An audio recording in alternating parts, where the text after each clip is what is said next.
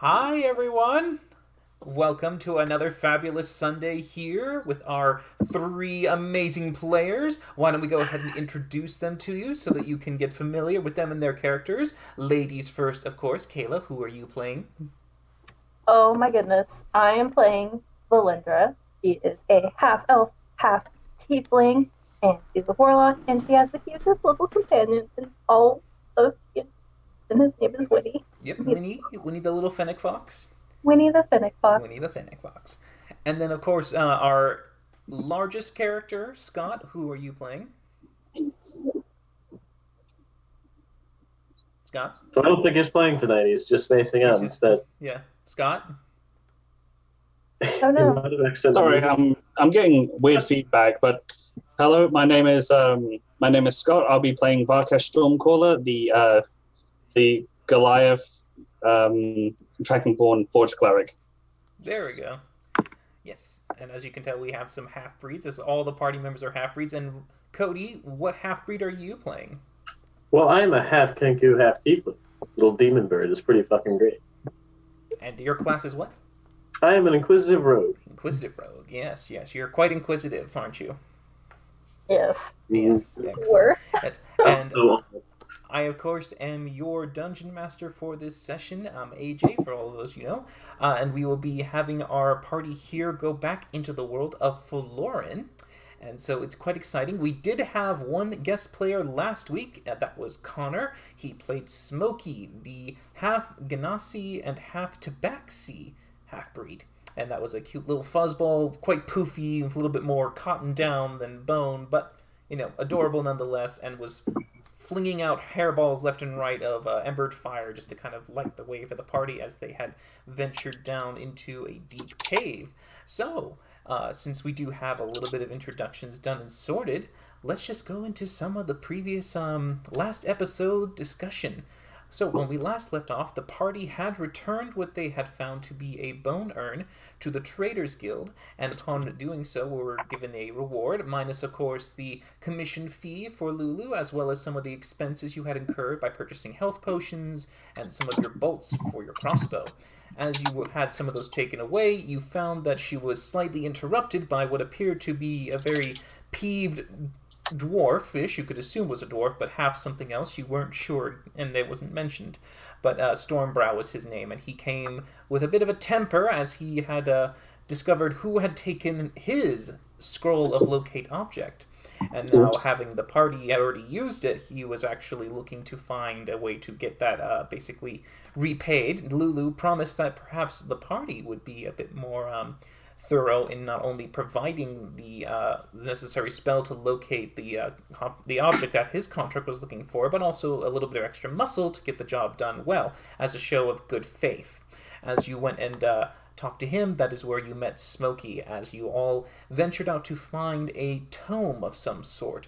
You heard that it was being transported to Alniel, which, by the way, was a little curious to you. You all thought that most Trader Guild goods would be teleported. This one was not. Interesting.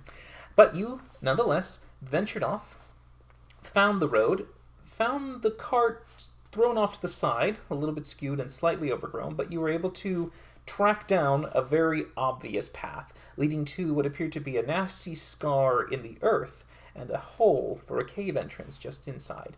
As you entered, you fought a few what seemed to be stalagmites that came to life, turning out to be ropers as they tried to wrangle and tangle the party and pull them in to bite them all.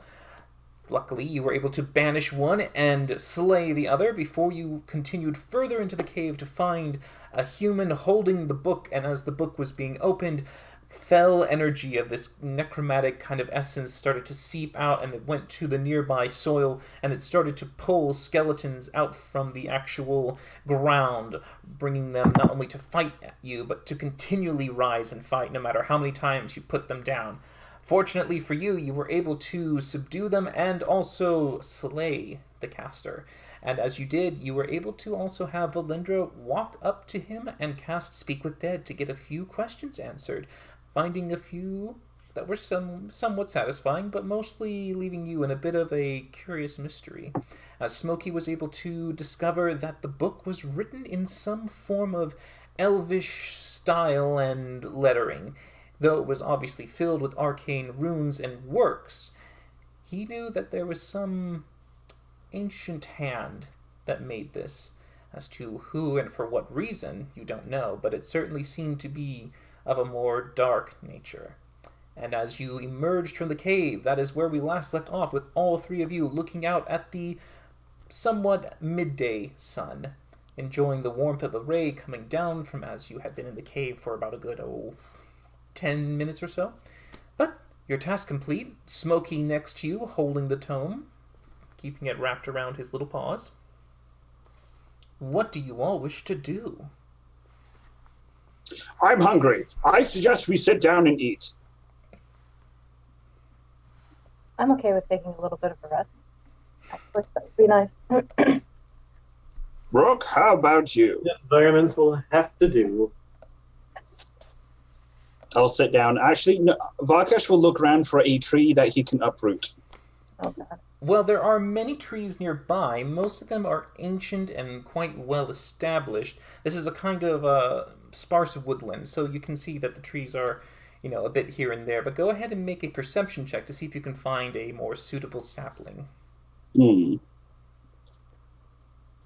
I'm about to sneeze. Or am I? Bless you. The answer is yes. I do apologize about that. Perception check, was it? Yes. For the most part, you find that there are a few trees that might be, maybe you could try, but they're very old and well dug in. I'm going to give it a try. Okay. Right. Go ahead and make a strength check. Your DC is 25. A strength check. Okay.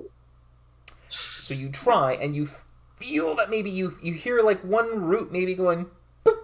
Oh, I'm getting it. I'm getting it. But then after that one little satisfying sound, it's just not budging. You're just trying, and it's just the best you could do was like loosen one of the most recent roots.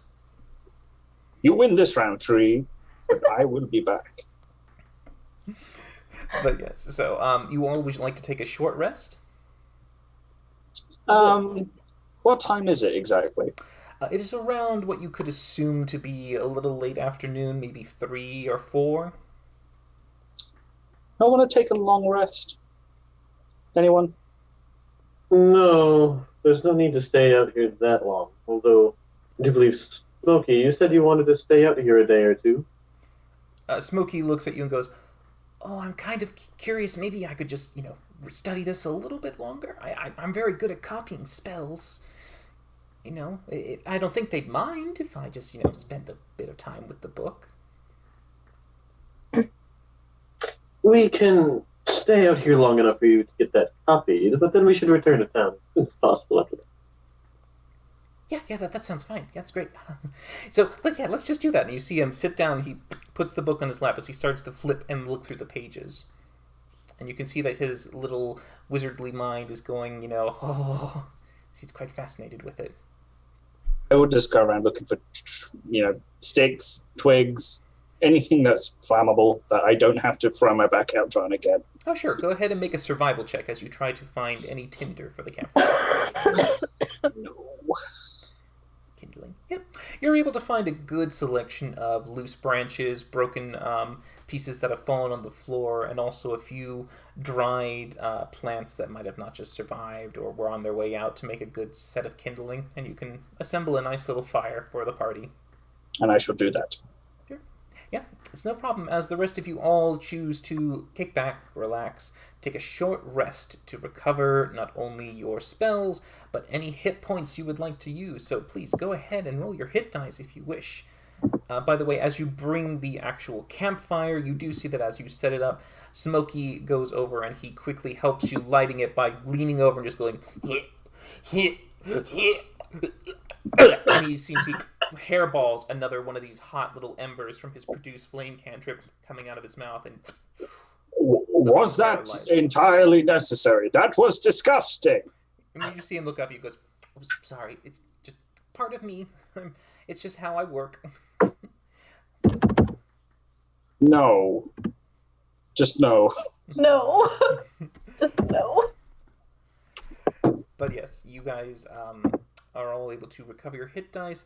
At this time, for those of you who are just passively waiting and enjoying the scenery around you, make a perception check for me.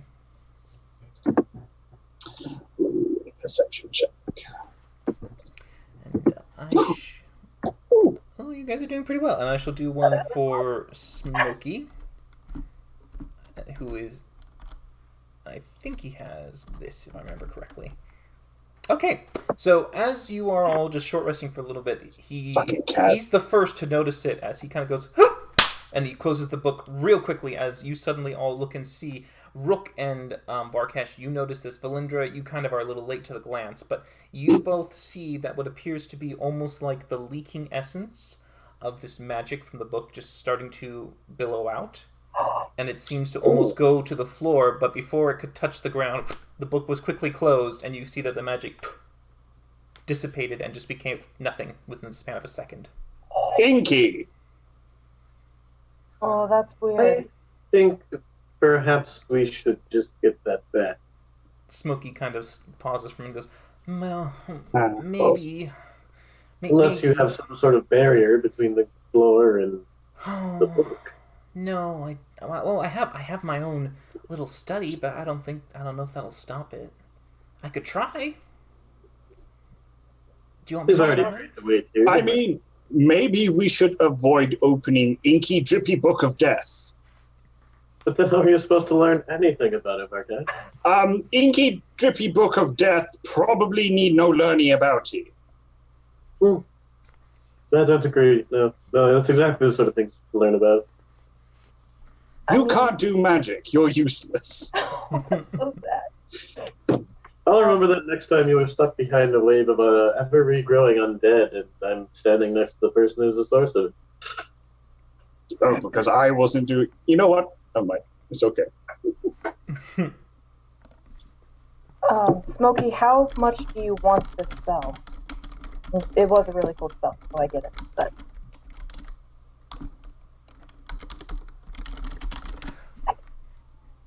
So sorry, you were talking to Smokey, weren't you? Sorry, I was doing a very quick look thing. Yes, go on. Sorry. I just asked how badly he wanted the spell, basically. You see that he kind of is a little bit more of like, oh, I do, but at the same time, you see he's a little nervous and apprehensive. He's never dealt with this before, and he's kind of like, do I or shouldn't I? He looks at you and goes, do you want to help me? Don't pussyfoot around. Make your mind up. Pussyfoot. It's just there. It's also there. Yeah, no, I can definitely help. Just tell me what to do. Okay, well, first, how about you take a page and I take a page, and we'll try to make some quick notes of it and see if we can, copy this. Yes, I can definitely. All right. I will help him. All right, so you see that both Valindra and Smokey together open the book again, and almost like in a quick race of time, open it and start to write. Now, Valindra, as you're doing this, could you please make for me an Arcana check and a Dexterity check? Oh, God. You had to help. All right, so you can understand the magic, and you're able to easily translate. Now, this is the question of how quickly can you transcribe? This entire time, Rook is watching them both, but especially Valindra intently to see if anything strange goes on. I'm just helping out to my friend. I don't know what to reply. You okay? Not bad, not bad. All right, so Smokey will be doing the same thing. So Smokey's Arcana, that's a nat 1. He was already on advantage, so that was bad. Varkesh is going to sneak away. Just like, not attempt to be stealthy, but just to naturally, just nonchalantly just walk away. All right, so well, everyone, you do notice Varkesh is just casually moving off to the moment. But Valindra, you're quite intent on copying this. Rook, you're probably the only one who really pays any mind to Varkesh's slight step off. But you do see that Smokey is trying to copy as fast as he can. He's doing a very great copy, but Valindra, with your nat 20 and his nat 1, you notice that as you peek over, he is He's fucking up those symbols bad, Oh. royally Oh, bad. I mean, if he tries to honey. cast a spell, that's gonna probably burn in his face. Oh, no. That's no. Oh. See, you gotta go up here. It's Oh. not down. Oh, shoot. Oh, I'm so sorry. Yeah. You And see that him, symbol's backwards. he I don't. crumples the paper and throws it away. No, shoot, as he tries to continue copying it as fast as he can before you all take these moments of like, too much! And they close the book. Like, okay. Ready? Again. Ready. And they open the book and you start copying once more. It is a very weird little back and forth of copying. This is fun. But yeah, you start going into script. Varkesh, where are you heading to? I'm just going to sneak off into the woods somewhere and continue with my secret project. What are you doing? Okay, all right. You shall never know. Do you want to try and be secretive and no one knows where you are, or are you trying to? No, I'm going to go. Excuse me while I go take a shit. Okay. Don't follow me, because that'd be no point. That is vulgar and unnecessary. I was being honest and truthful. Okay. So with the excuse of needing to relieve oneself, Varkesh, you quickly head off into the nearby forest. So And I will just sit down next to a tree and I'll just take out all my items and just start working. okay, so Valindra, you do get the sense that in order for Smokey to copy this fully, even with your help, it is going to take some time. It looks like it's going to take at least what appears to be 6 hours to fully try and translate this book, in a sense, to other pages. Okay. But you're starting to get a feel for this after the first hour of your short rest, as you're kind of going, oh, this is taking a little bit longer than you thought. After this hour or so, I'm just like brushing off my cloak and preening a little bit. I look over. Will this take much longer? Actually, yeah. Based on our pacing and the need for edits, it's probably going to take us roughly 5.5 more hours. Isn't that a long rest? I am a bird of my word. I shall have to deal with these filthy environs a little longer.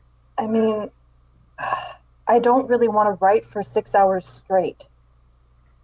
I mean, we can, if this is really important. I don't mind helping you with this, but if we go back to town, I guess we should probably turn this up. But yeah, we should finish it before. Okay. You ready?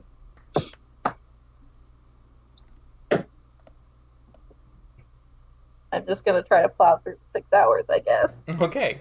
Varkesh, it's been an hour. Do you still wish to continue in seclusion? Yes. Alright, so Rook, for you, it's a little suspicious. He's been gone for an hour. That's a very bad shit, or a bad sign. So those biscuits Valindra feeds me.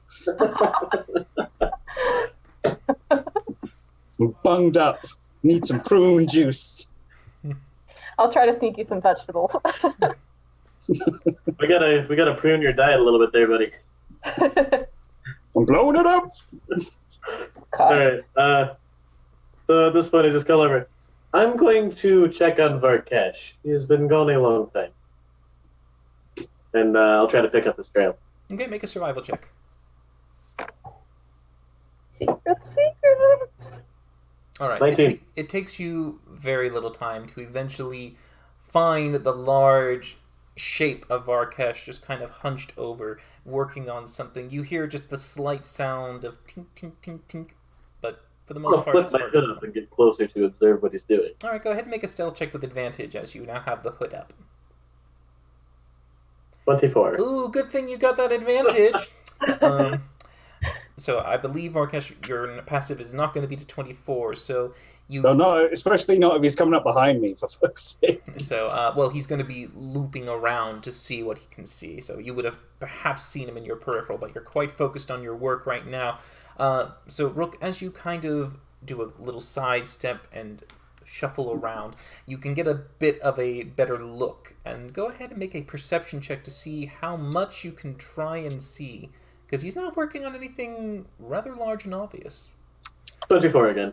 You can see that he's working with what looks to be very fine works of metal, almost jewel-like. It's not like he's doing anything with sword or armor or a weapon. It's just what it looks to be more fine wiring and twisting works. You can see vague looking shapes that seem to have been kind of assembled into some kind of form. It's hard to tell exactly what they might be, but you can see that he's in the middle of making this. That's the best you can tell from where you're at. And that is me done for today. And I will put everything back into the bag of holding. Okay. I would like to stay out of sight and just make a small sketched copy of what I saw based off my memory. Okay. I mean, yeah, with your perception, you can do a little bit of understanding. It's almost kind of like very incomplete sketch work. It's almost just like little designs that you can scratch in. But yeah, you can kind of make a little bit of a drawing note to it. Okay. Not ideal, but it will work. Stuff it back in my pack, and I wait for him to head back to the clearing first. Okay. So, Varkesh, you come back to the clearing. You can still see Smokey and Valindra are quite, like, set. Their heads are just buried in the book, basically. But Rook is nowhere to be seen. Take it the bird need to take a shit as well. He wandered off. I think he said he was going to go look for you, actually. Did he? I don't know. He may not have found you. And after Varkesh leaves, I do flip my hood back down and walk back in from a completely different direction, feigning frustration, pretending I wasn't. Make a deception check as you try to pull off the whistling. I'm not guilty. It's only a 10. I mean, Bad you roll. see the bird whistling in. I mean, you can choose to be suspicious. I of am him or going not. to incite the pigeon. Okay, I mean, yeah, you can. If he seems to be acting a little funny to you, go ahead and make an insight check. You're lying, little shit. You can tell that his posture and his demeanor looks to be a little bit too casual, too innocent. It's definitely a cover-up. For what? No clue. I don't trust this bird. I do not know what I've done to... I am going to be keeping my very astute eyes on you. Because I couldn't find you in the forest and decided to wander off on my own for a short time to get away from this monotonous stretch of nothing. You are lying about something. Am I? Am I really? Yes, the numbers say. The numbers are meta-knowledge, and I don't know if you incited better than my deception. I have a 23, you have a 10. But yes, so you do see that Valindra does need more time to do this. Are you all going to make camp here? It would make more sense. If it's going to be 6 hours, it's pretty much a long rest at that point. It's pretty close to one, yes. A long rest would take you at least 8 hours to do. So you could get most of this work done during this time. If the rest of you wish to actually sleep, you can.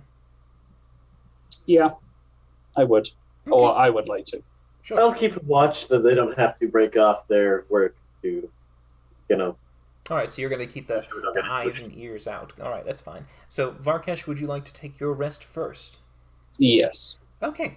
So, with the other two busy at the book and Varkesh sleeping, Rook, go ahead and make a perception check for me as you sit there with the campfire slowly beginning to die away. 27. Nothing seems to be threatening or looming around your campsite. There's no feel of any kind of intruder. It's pretty calm and peaceful. You do notice that the fire is dying. There doesn't seem to be enough wood to keep it lit.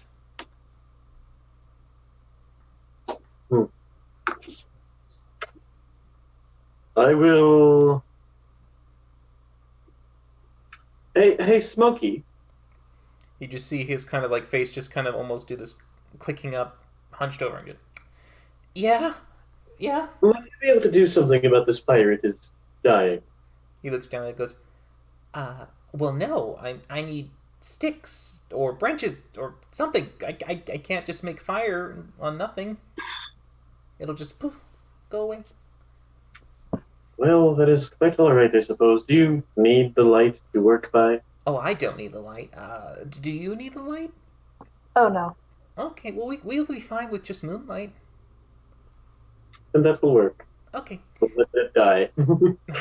As you see him go back once more as they do the ready, steady, opening and start copying once more into the book. But Rook, you would like to now. Basically, for the long rest, you guys will have a period where someone will not be watching if you want to gain the benefit of it. So, Rook, when you go to sleep, do you want to wake up Varkash? Yes, but I will actually take that watch, that additional short time watch, Okay, if you do to that, cover the full duration. all right, you shall not gain the benefits of a long rest then. That's okay. I didn't get hit much. All right. So go ahead, Varkash. You are roused back to consciousness as Rook Roger. takes a little. What is it? Well, Rook tries to take a tiny power nap. But I had a dream that Valindra died. Oh my god. How does it I feel? mean, she's a little strange, but I don't know why you'd wish that upon her.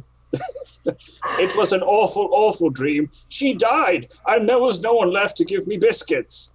I felt really lost. If you ask me, that sounds more like a nightmare than a dream. So. Was it? Either way, I'm going to sleep now. The fire died. If you need light, get some wood. I am just going to then cast light on my mace, and I will go over to the nearest tree and I'm just going to start snapping off branches. okay, all right. So you can just start breaking them off, giving yourself a very quick and easy way to get some more. Sorry, firewood. tree. I need these more. Snap. Yeah, it's not too hard for you with your strength to just kind of do some breaking as you create another little bonfire for your flames to catch. You set them around, and you do see Smokey will help you with one more hairball to just. No! No more hairballs. I can do this myself. And I will cast Sacred Flame on the fire pit. All right, Do so it. you bring out a sacred flame with the branches having 0 dex, so there's no real dex save, but you flick it, and you see the radiant light just kind of does nothing. As a matter of fact, I might need your hairball help.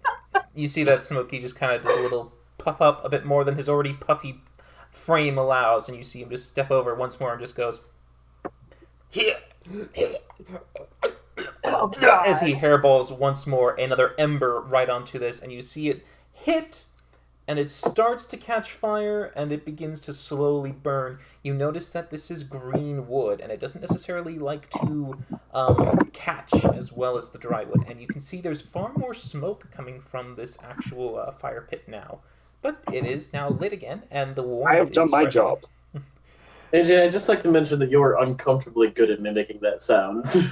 I have had cats that lived with me since I was like 4 years old, so we all know what that sounds like.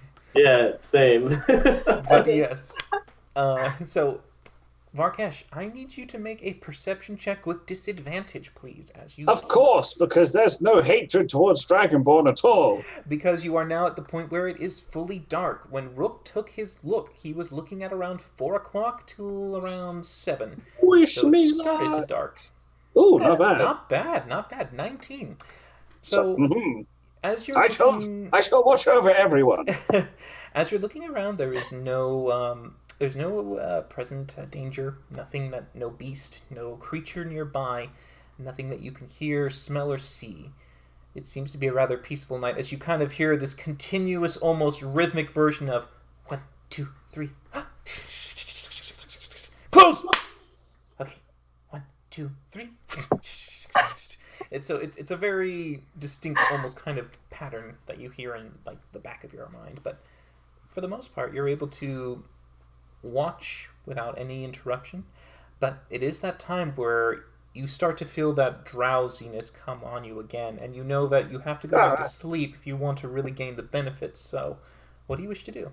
I walk over and kick the bird. Okay. Rook, you are woken up quite startled by a sudden onto the side. All right, Nightingale, it's your turn to watch.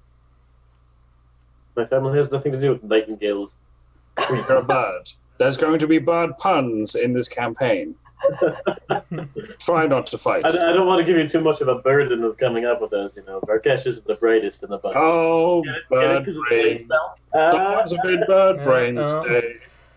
And I just fall, I'm just going to collapse like a tree right onto the spot that he was, so if he doesn't move, it's his own fault.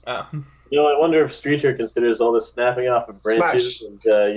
and, mimicking falling trees to be an act of high treason. Anyway, I'll go and continue my watch now. All right, so you quickly roll out of the way as Varkesh takes a dirt nap, in a sense, of a certain kind. But you do see... No foreshadowing. At this particular point, Valindra and Smokey, you have just pretty much finished recording the actual, what appears to have been this long, very detailed spell. So you've done well, at least Valindra, you've done an excellent job of copying and understanding those runes and being able to almost predict what comes next. It kind of begins to make sense to you. There's a little bit more of an ease of transitioning, and it has a slight familiar essence that you have been present with from your patron from time to time.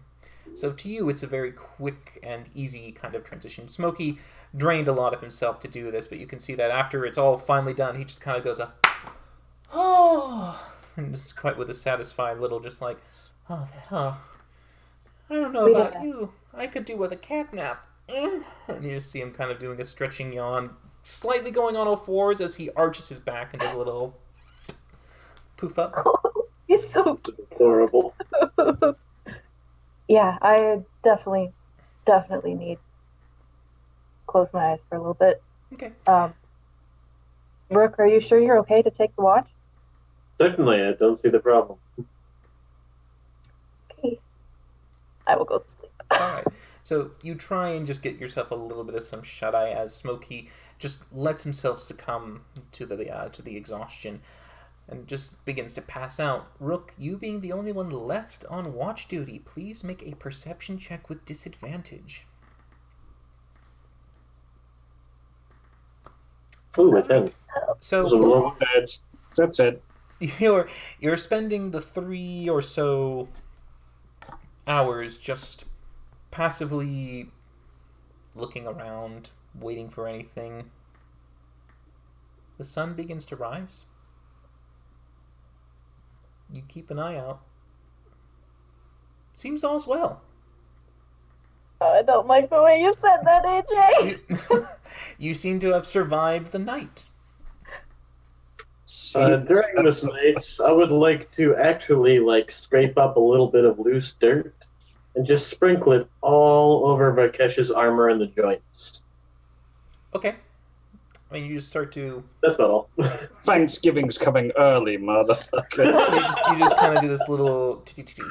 as you are doing this, by the way, you didn't notice this before, but as you're doing this and going throughout it, and the rest of them are starting to try and rest, Varkesh, you begin to come to consciousness a little bit later, but you all come back to the waking world with a very familiar sensation and sound of water as rain has begun to fall. And you see a lot of you are now kind of feeling that hitting your face.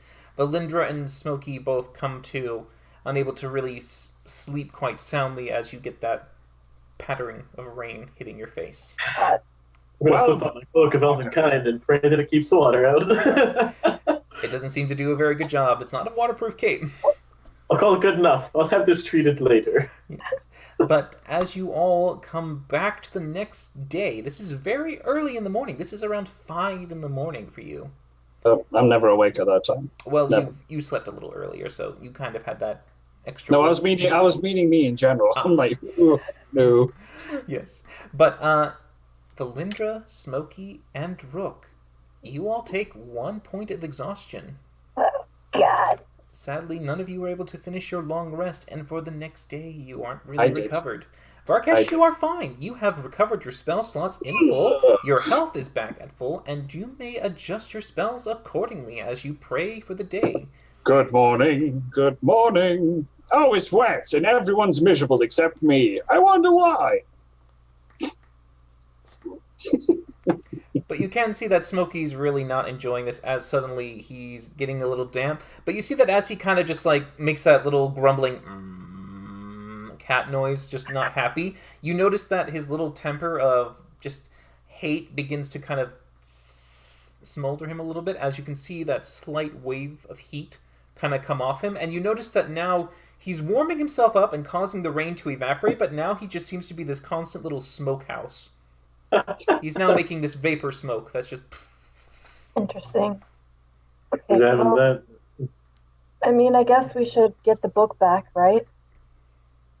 Does anyone else find it move? odd that we had to track down two sort of dark undead artifacts? Don't you still have that bony finger thing?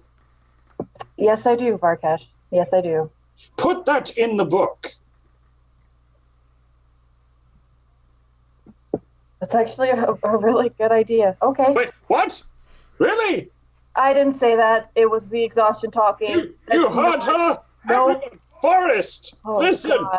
He complimented an idea of mine. This is a great day. This is a terrible day. This is an amazing day. An awful Rook day. is blinking all 4 eyes very rapidly right now. Oh, you got me right here. I did not expect that in the morning. I'm going to take the book. Yep. I'm going to take the finger. Uh-huh. Are you sure that's a good I'll idea? close it. Oh, so you're going to shove it in there. All right, so you take the Oh, no. finger. As you take the finger and you're holding it, the slight quiet whispering in your head picks up a little bit just from being in contact with this little relic almost. And as you pick it up, you just hear the... And as you kind of take it, you quickly whoop, and close it in the book. And as you do, you just hear it go, and you wait. What happened? How long do you wish to wait for? I'll hold it there as we walk for like 5 minutes and I'll open it up. Oh, okay, so you're holding it in place as you all wish to walk where? Oh, that's a good question, actually. We should figure out where we're going. And see if we want to find Back the to answer. town. Well, yeah. I guess back to town. Back to town. All right, so you're going to go back to River Run? I guess so. Yes, because Okay. that's where we jump from. Unless we want to find out more answers about this book. Because if we do, we can try to figure out who it was going to in Alniel and see why they wanted it. They might be able to tell us a little bit about... Which is closer? Varkash is just Oh. walking so happy. The fact that Valindra just like really approved of one of his ideas. He's just God. like walking with a happy skip. You do know River Run is far closer. Far, Much far closer. I cannot tolerate this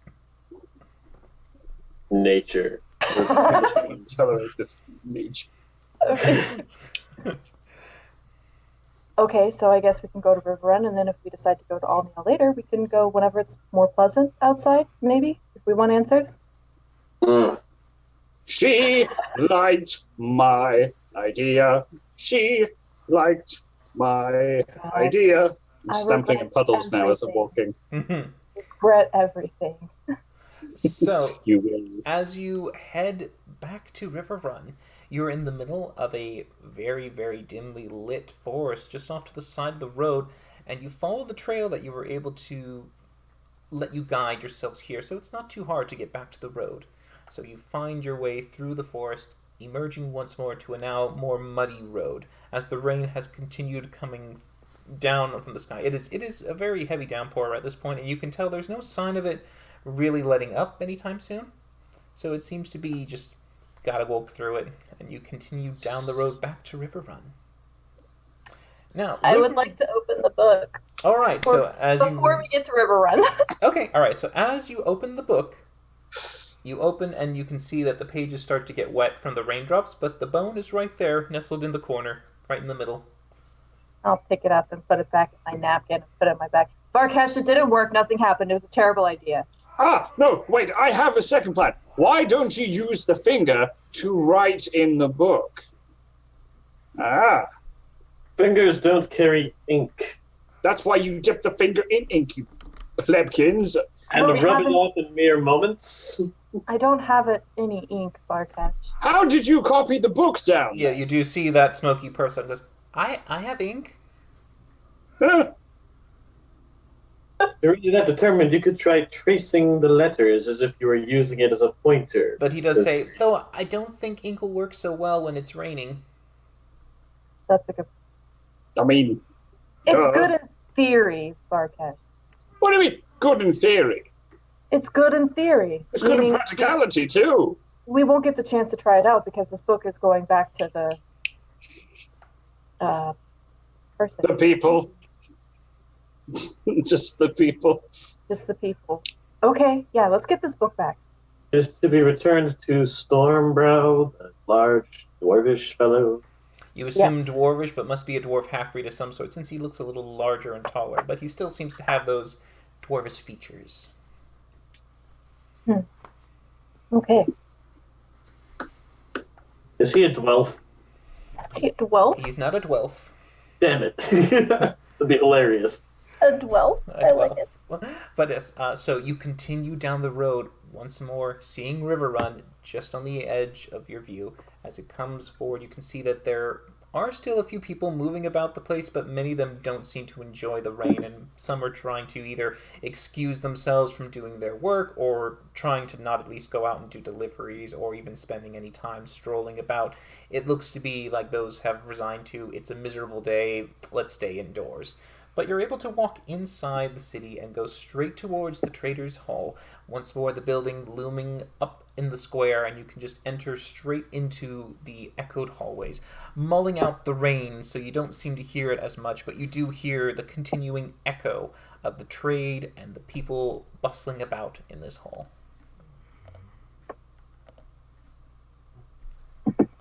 I'm all wet. We are all wet. Barkesh, it's raining. There is more of me, so I am technically more wet than everyone else. I don't know if that's true. Oh wait, I have scales. I don't get soggy like the rest of you. Never mind.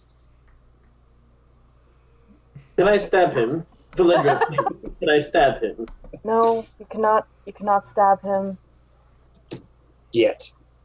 yet. We have need of him.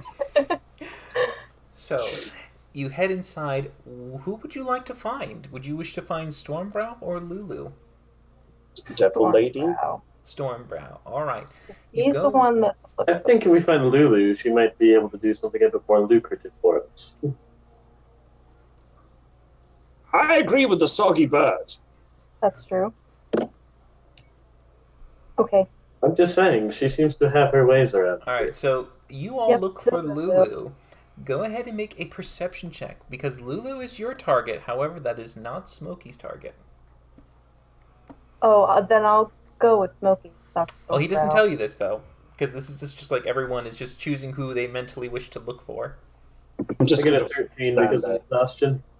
Yes, sadly with disadvantage for you from that, but Varkesh does not have disadvantage, luckily. But Valindra, you do. Wait, what do I not have disadvantage on? Because you slept. You did not get the level 1 exhaustion from the previous night. I guess I shall save the day. Yes, and then you see that the kitty is Woohoo! looking... Oh, sorry, roll a second time. There we go. So that's Smokey.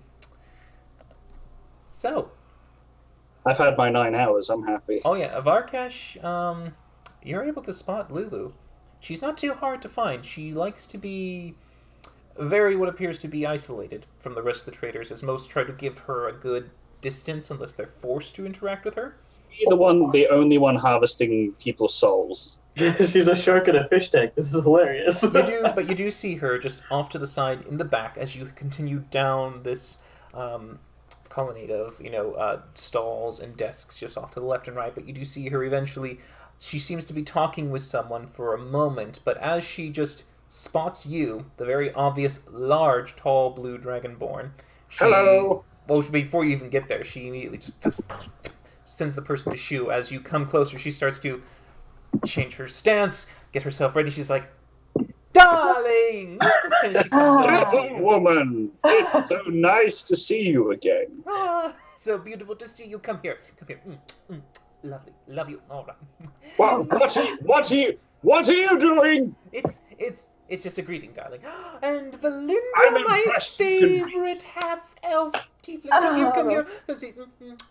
Oh, good to see you. Yes. And Rook, my mighty bird. Come here. That's it. Oh, good to see you. Yes, excellent.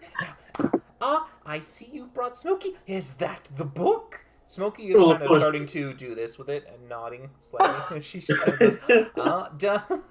Lean I down promise. to Valindra and go, why did she kiss my pectorals? It doesn't make any sense. Just, it's sort of a custom. Kissing boobies is a custom. No, a peck for each peck. It's just sort of, don't do it to anybody. Don't do it to anybody. Because it's not part of your custom. So don't do it to I anybody. will remember this life lesson. Do it to anybody. Oh boy. Belinda, you just opened up a can of... Oh no. I always try to mess with you and then I regret everything within like 2 seconds. Kissing boobies is a custom No. that's highly looked upon favorably. No. Varkesh, here. I think I can No. get behind that. No. God. If you do it, I will slap.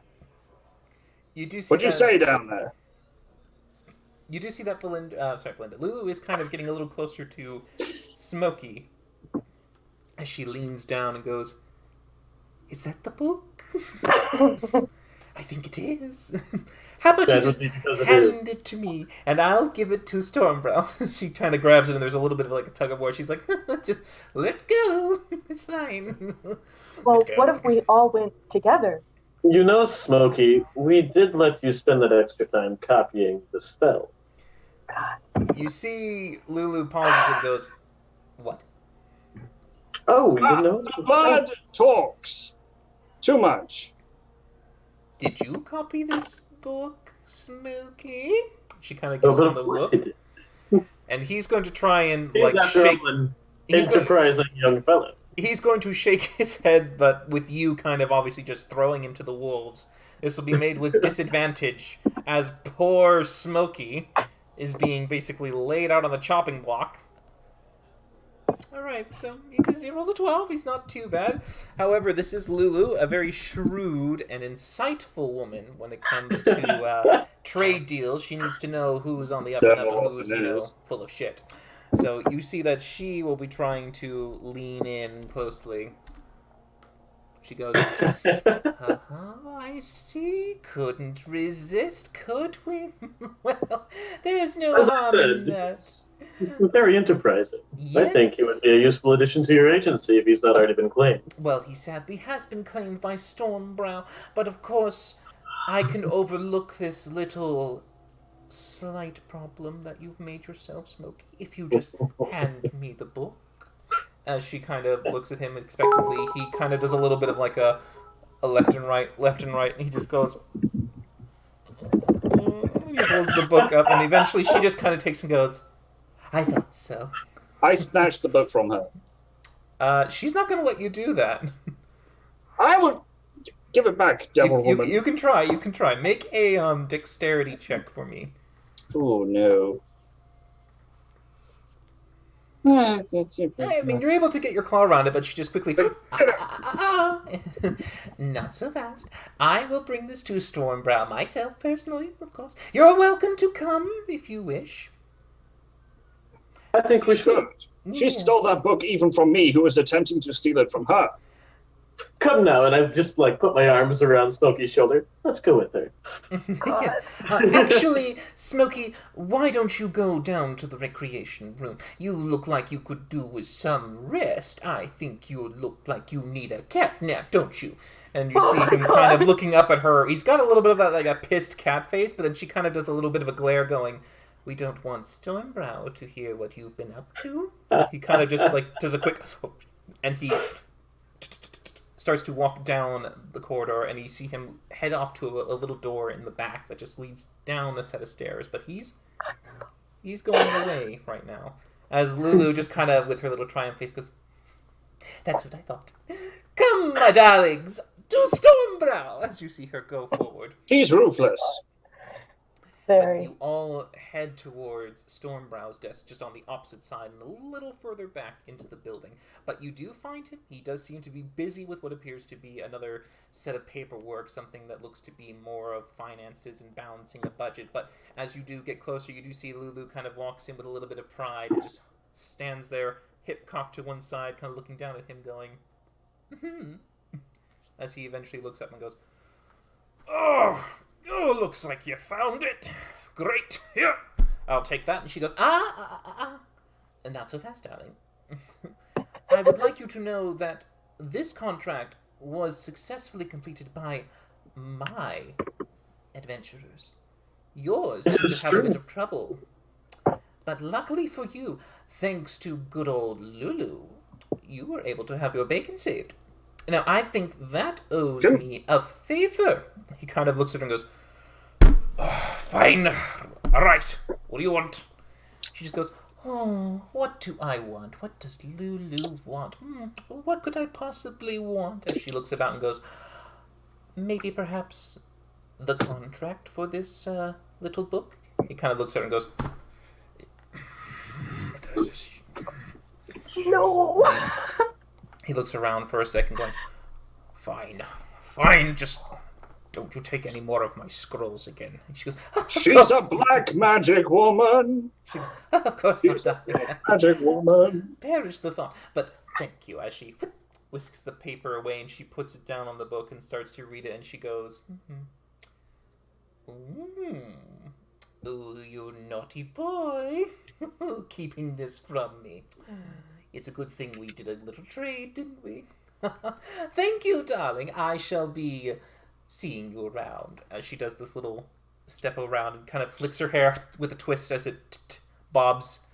"Come along, darlings. We have business to attend to," as she does her strutting shuffle away from Stormbrow. You can see Stormbrow is just kind of pinching his nose at this moment, just going, "Oh, God, just a vile woman of this." He's quite upset. She does take you up to her desk, as you can sit around what appears to be, what looks to be like two benches that she just has kind of almost like a little stage sitting around her desk. And as you each are offered to take a seat. I'll sit. I will sit down. I will stand, because I will break furniture. You can tell that at least one bench, if only you sat on it, could be suitable to take your weight. Is it a bench or is it actually the desk? No, it is a bench. It is a Okay, very... then I shall sit on it. All right, yeah, you do sit. It's a bit of a... But you are able to put all your weight on it without... This is fantastic. I love it when I find furniture that doesn't destroy itself under my weight. But yeah, as you all sit around, you do see that she takes the book and puts it down on the desk as she begins to do this little tight fingering. And it goes, "Darlings, do you realize who this was for?" Not a fucking clue. Oh, who was it for? It's for a big one. This is one of the highest clients we've ever had that we work with. It is one of the 3 brass dragon broods of Almio.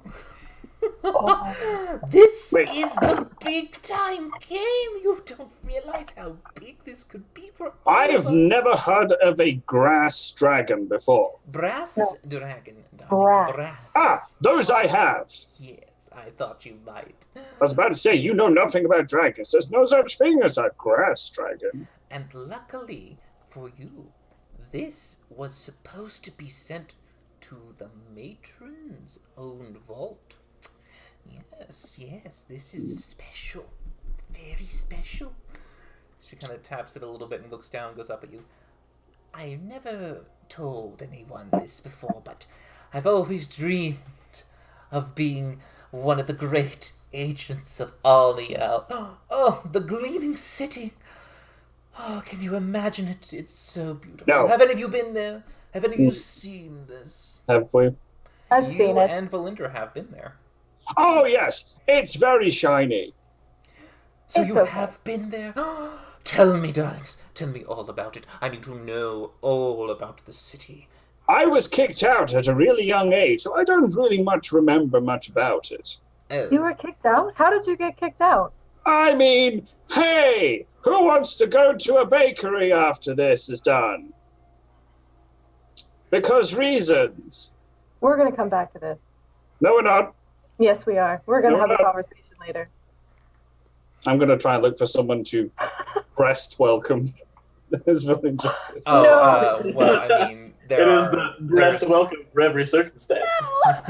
There are quite a few denizens walking around. You can take your pick if you'd like. I will bide my time with this one. All right. So as you wait to find the perfect pecking moment, we go ahead back. You see Valindra. She looks to you intently and goes, "Darling, tell me, is it as glorious as they say? Are the buildings 3 times as tall as those here? Is it glistening gold everywhere?"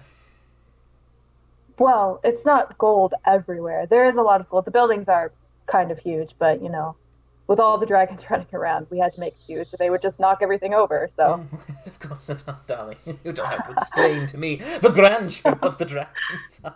Yes. Oh, to be in the grace of one of those mighty creatures. Hey! Oh, sorry, yes?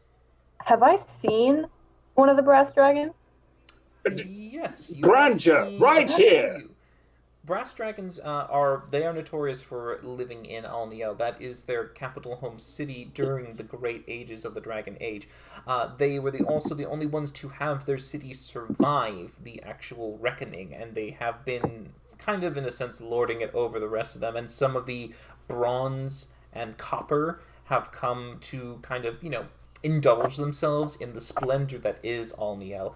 Currently, right now, you know that you've seen about maybe a good handful of brass that fly in the air that have roamed around occasionally. Sometimes you even know that they take on other forms, changing their shape and appearance to be more humanoid. So sometimes you think they might have even walked right by you without you even realizing it.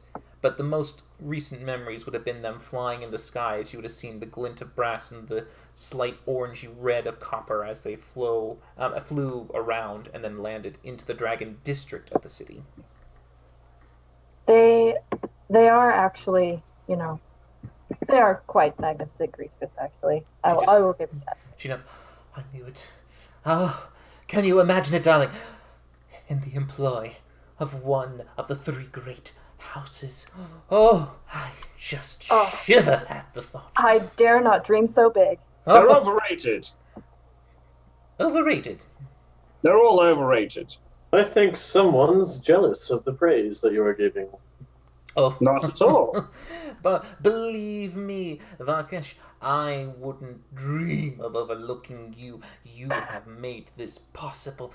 You are the rising star, and I will make sure that your radiance will be shining all throughout the great Damn fucking right! I Yes! keep going up the Indeed. I'm sorry. Sorry. Yes. Now, excitement is good. We should be very thrilled.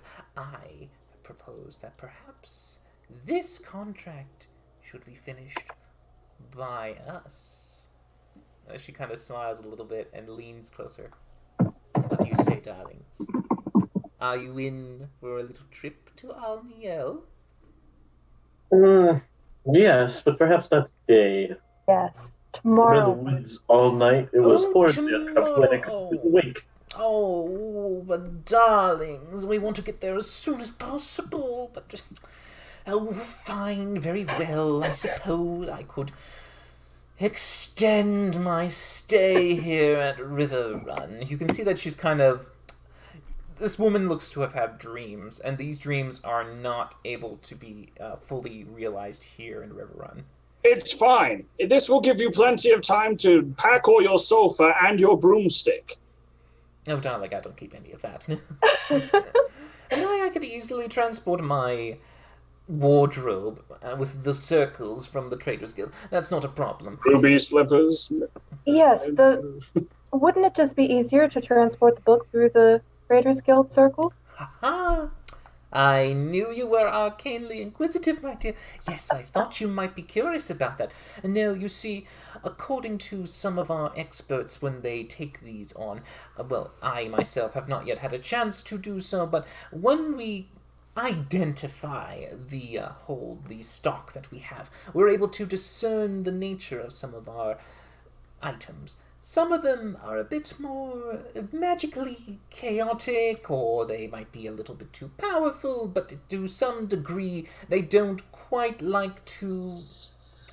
Well, they're not very good at going through the portals. They tend to break them occasionally. We've had to redo some of our circles once or twice when someone attempted to send something of great power through. But that's neither here nor there. But that is, of course, why we sent it out previously. We tried to do it a little bit more subtly and send it in a less suspecting caravan with a bit of maybe some elites who just might be, sitting on the side, give it a good guard. But apparently that wasn't quite enough from the last attempt. But I'm sure they were just pale shadows to your glory. You three are by far the best I've ever seen in ages. And This is true. We are really good. I'm sure that all of you could handle this simple transportation mission. Yes, of course you can. Does this involve walking? I hate walking. No, perish the thought, for my stars. I will give you nothing but the finest transportation that I could acquire. A griffin? No. Shit! No. I want to... Fine, it's fine. Sorry to disappoint you, darling, but I promise you will not be disappointed when you see that you will be riding in style, entering the grand city of Alniel with your breathtaking display of prowess and manlyhood. And the beautiful lady, of course. I'm never going to have a pet griffin. I'll look into that for you, darling. But it'll be a bit of a tall order, but another good reason to get in favor with the brass dragons. Don't make promises you can't keep. Oh, no, darling, please. She kind of does that little, leaning in and patting your hand. I promise you, I will get you a griffin if you want one. Oh my god. I want two. And two it shall be. You leave it to Lulu. And she kind of does that. I'm happy. Let's go. She's promised me flying birds with cat pawsies. That's amazing. Yes, I like his spirit. But on a more mundane note, were you ever able to acquire that studded leather armor for me? I have it here for you. You did have to leave a little bit more quickly than needed, but on your full day of adventuring, I was able to get it finished. If you'd like, I can have it brought up to you right now. Please do. Certainly. As she kind of looks around and just kind of waits for a moment before she spots. And you see her weave a quiet motion as she whispers in their direction. If you turn to look, you see the individual stops, looks around, sees, does a quick nod. You see him mutter something back as he goes down to another door and up and away. But a moment, darling. He's getting it right now for you. Sounds wonderful. And tell me, how much did Smokey stand to gain for completing this contract? Fuck all well, I don't know if perhaps Stormbrow was intending for Smokey to gain the full reward. Perhaps he might have sent it on to someone else. Smokey's good for his, for reconnaissance and for reacquiring. He's not the best at just being a bodyguard by himself. No, you need some strong muscle. And she kind of taps Varkesh a little bit. And you've already sold me on the griffin. I'm holding you through this. And he did still manage to assist us, and while clearly this contract is much better off in our hands, I would hate to see him go unrewarded. Oh, well, don't worry about him. I'm sure he'll do fine with his own little reward that he stole for himself. As we all know.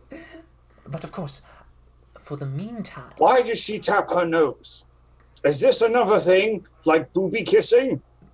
Booby kiss? No. Varkesh, this is just a silent way for saying, I know what you know, and you know that I know that you know that we know. So why do you tap your nose? Because the nose knows.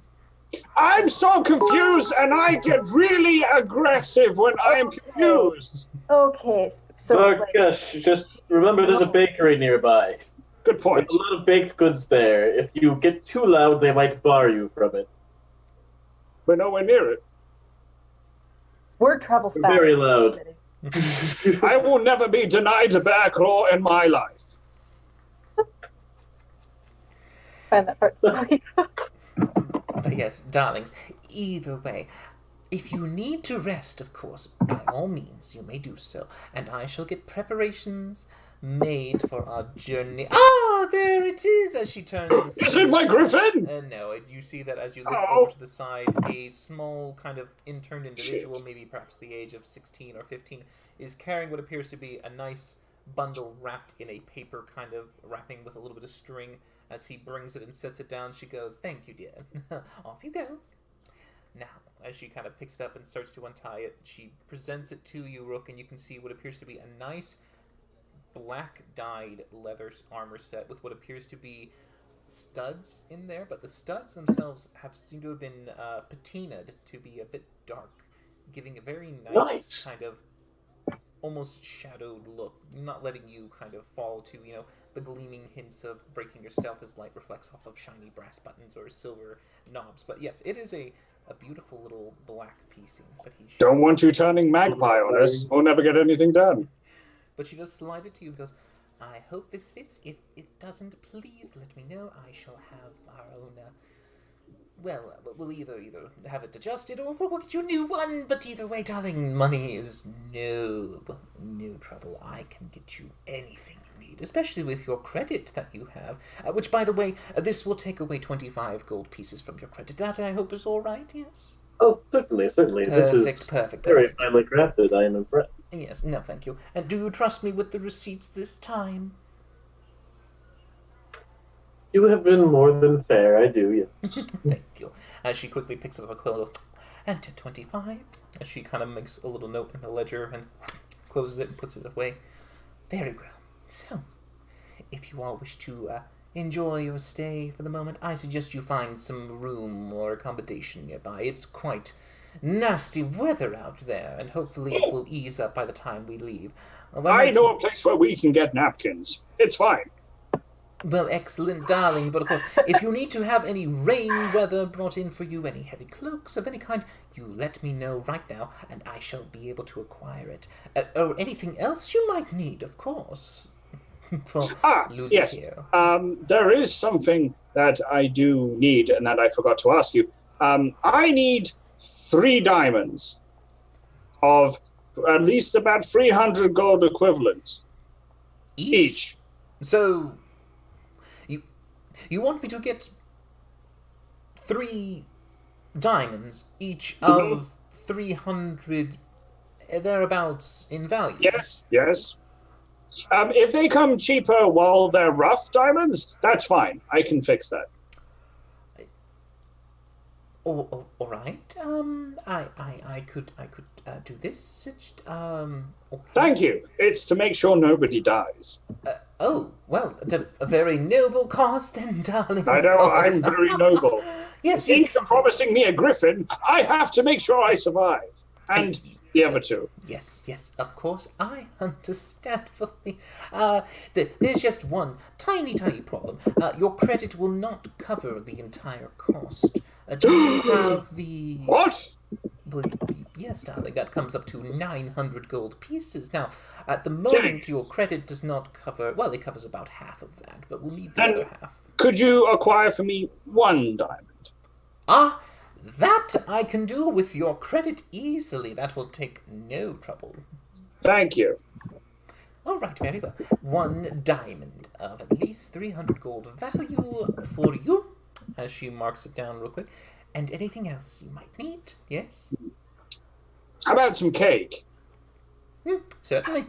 Chocolate, strawberry, vanilla, banana cream. There's different kinds. I think we can probably buy our own cake, Barkesh. Never mind. Go ahead. Order cake. I'm just curious to see how he takes this revelation that there's more than one kind of cake, honestly. Oh, well, I mean, Varkesh, you are very aware of multiple cakes since when you went into the pastry shop. The man provided you with what basically was a rainbow mismatch of slices that you had organized into this little cake pile with different frostings and flavors. But I eat like a dog. I don't chew and savor the flavor. Well, you don't have to savor it to still know that there are different flavors. I think there was a lemon one once. There was. I dreamed a dream of time gone by. Never mind. But yeah, so you No cake, just the diamond. Oh. That will be fine. Very And the well. griffin. And Don't the, forget but the griffin. we'll deal with that when we get to Alniel. Yes, but in the meantime, please enjoy wherever you go. Stay, relax, rest up. I shall make sure the preparations are made, and we will be on our way in the morning. Yes, darlings, by all means, go. We have much work. Oh, you to want do. us to leave now? Yes, Okay. Go. I'll just walk out. Doo-doo. Ta-da. She kind of waits for you to get out of eyesight before she begins to scurry off immediately. The high heel steps as she is moving down. Poor unfortunate souls. But yes, you all are able to leave the Traders Guild Hall. Where would you like to go next? I will follow these two. Oh, it's raining again. You've stepped outside once more into the gloomy weather. I guess, I mean, I don't really have anything I need to do. I'm just exhausted. I just want to sleep, honestly. Is there anything we need to do in the city other than, rest before tomorrow? Not that I can think of. Honestly, I'm happy to be back in civilization, but in civilization and dry would be better. I can actually do that. Okay. I guess to the Golden Lily. Alright, do you wish to go to the No, Golden Lily? Varkash, I'm sure Sippy would love a nice greeting. No. That's a great idea. He was incredibly hospitable before. No, you leave that woman alone. Leave her alone. But No. Second thought, I have heard that gnomes have a slightly different culture than most around the world, and they might take slight offense to that, so... oh, really? Tell me, oh insightful parakeet, what is the gnome culture for greetings? Because apparently very large hugs. Okay. You don't lift them off the ground with. To hug them, but don't lift them off the ground. I know it might be difficult for you, but... I mean, it would look really weird. Doesn't mean it can't be done. You can also just say, "Hi, nice to see you again." That works just as well. I can do this. Yes, if you want to be cold and distant. No, that's not. It's actually very. I need to sleep. I need to sleep. Corrupting the reptile. Corrupting the reptile. No regrets. God. So, would you all wish to go back to the Golden Lily? Yes. Yes. Alright. So you head back to the very familiar inn that is just a few buildings down to the left as you see the nice warm light inside as you quickly kind of move through the rain before you enter and just close the door behind you, cutting off the rain and entering the nice, dry, beautiful inn. You can see that it is quite nice and pleasant in here. There's nothing that's out of the ordinary. It looks to be just the normal folk in the middle hall, casually going around. You can see a few bards are just playing their instruments into the side, giving some ambience. Most of the people here you can see are either taking relief from the rain. There's a bit more of like people are in businesses just to kind of stay dry, enjoy the warmth. But you do see that as you enter, immediately that very high-pitched voice of Sippy comes through as you can turn and see her waving at you in the corner, going, "Oh, welcome back! Hi. Hello, Sippy. I would hug and kiss your boobies, but apparently the gnome tradition of greetings is not that. I mean, could you tell me what else it might be?"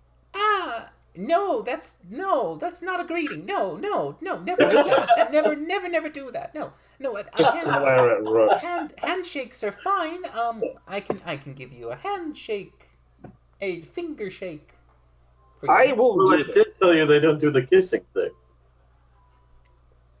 What? No one does the kissing thing. That's only a Lulu thing. But Only yes. a Lulu thing. So I've been lied to. Have you both been lying to me? Be honest. No, About I haven't what? lied to you. But have you been lying to me? Depends on the time. You've betrayed my trust. I no longer recognize you as my friend. You literally called me out as a liar this morning. That's Like, because you are. No. Varkesh, No, he's hurt my feelings. I'm going to my room that I haven't paid for yet. But yes, so Varkesh, you just kind of start storming off as Sippy just goes, one moment, as she kind of quickly begins to pull out the keys and gathers them up. Rooms for all three? yes, rooms for all three. Of course, she's got them. Free friends, free betrayers. Right, Who betrays? right this way. I won't mention that there's only 2 friends for each of you, but either way, as she heads off. Sippy, that was savage. Oh my god. She continues down, catching savage. up and going past Varkesh to make sure that she's able to reach the door before he does, and quickly opening it and unlocking it, just letting so that he can go right in. So she doesn't want any of her guests to feel like they have to wait for anything. She is on the ball. And as she quickly goes to each door, she unlocks it, leaving the key inside for the door for you to each go in. She goes, enjoy your stay. Do you need anything? Would you like some water brought in, Mr. Rook or Miss Valindra? I know you did that last time. Oh, please do. I would appreciate that greatly. Hot water for Mr. Rook. I would like some hot water as well, please. And Thank for you. Miss Valindra, too. Mr. Varkesh. Just a jar full of betrayal. It'll get over. Varkesh, I'm pretty sure you've lied to us at some point. I've never lied once in my life to you. She, Rakesh has in fact, in a point, has never lied to either of us. Except when he said he was gonna take a shit in the woods and he didn't. That was a white lie. Harmless. Still a lie. It's still a lie. Harmless white lie.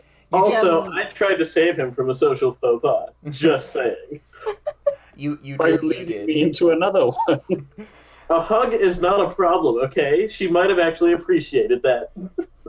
You're not European. You have no idea how the hugging system works. You're not wrong.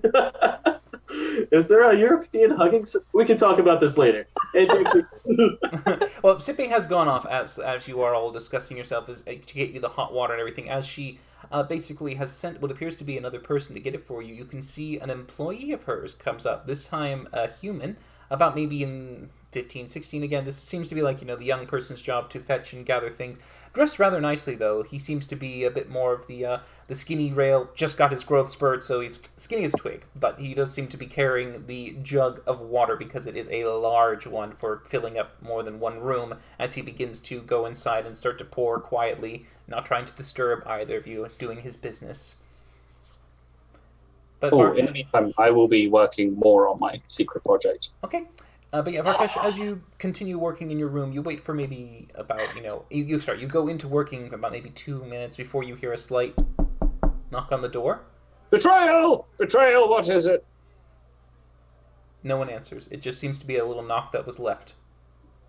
I go to the door and I open it. Right. As you open the door and you look on the ground, there is a clear glass jar there, and inside you see a small piece of paper that's been stuffed in there, but you can see it on there. Written in it looks to be tiny little footprints that go around into like a bit of a weird motion, and it ends with a little bee, a tiny little picture of a bee. Oh my god. I pick this up and I look at the envelope It's so cute. and I read it. Oh, there's no envelope. It is just literally a kind of like a parchment picture where someone took little footprints and made a little walk path and then ended it with a bee. You guys, It's a map. beach trail. oh, shit! I didn't get that immediately. That is amazing. Betrayal.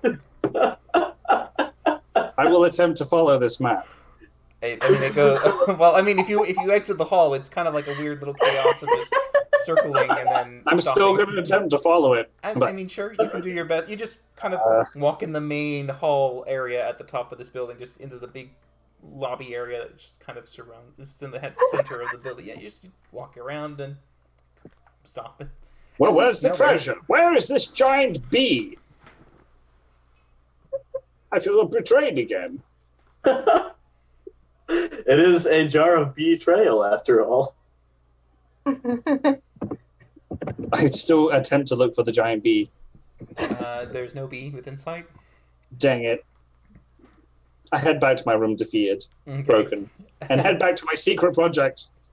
All right, as you continue to twiddle away at your work. So if you all wish to just basically take this time to rest, enjoy the luxuries of the inn, and just do your daily kind of like enjoying some food, bathing, kind of getting yourselves, that nice long rest and relaxation. Is that it? Or would you like to do anything else while you are waiting for the next day to come and your exhaustion to go away?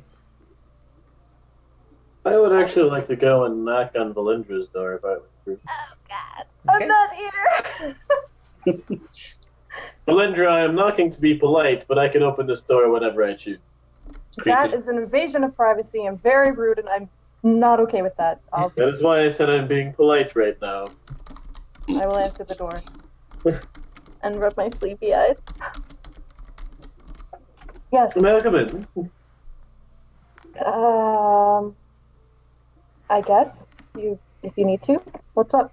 Immediately sweep into the room and presumptuously just sit on the bed. Just sit right there. And I stare at her. Well, close the door. I'm gonna slowly close the door. What? Why are?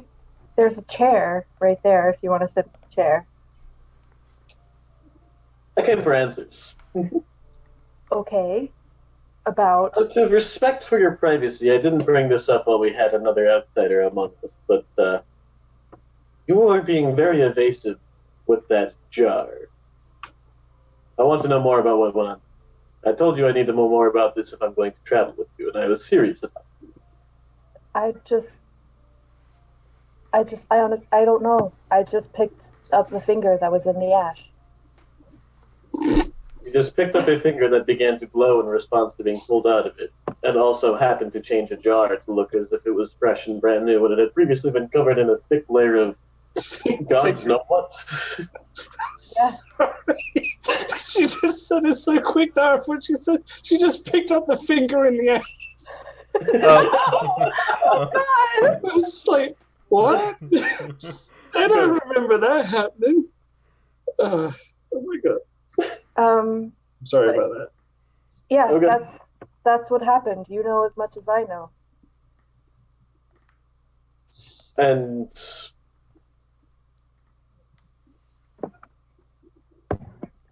And you what? That's all. spoke to it. I spoke to it. You spoke to it. You spoke at the finger as if you heard something.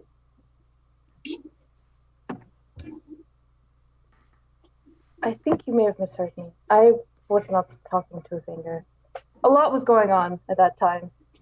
I don't. I don't know if you're aware of this, but Kenku are renowned for their perfect memory.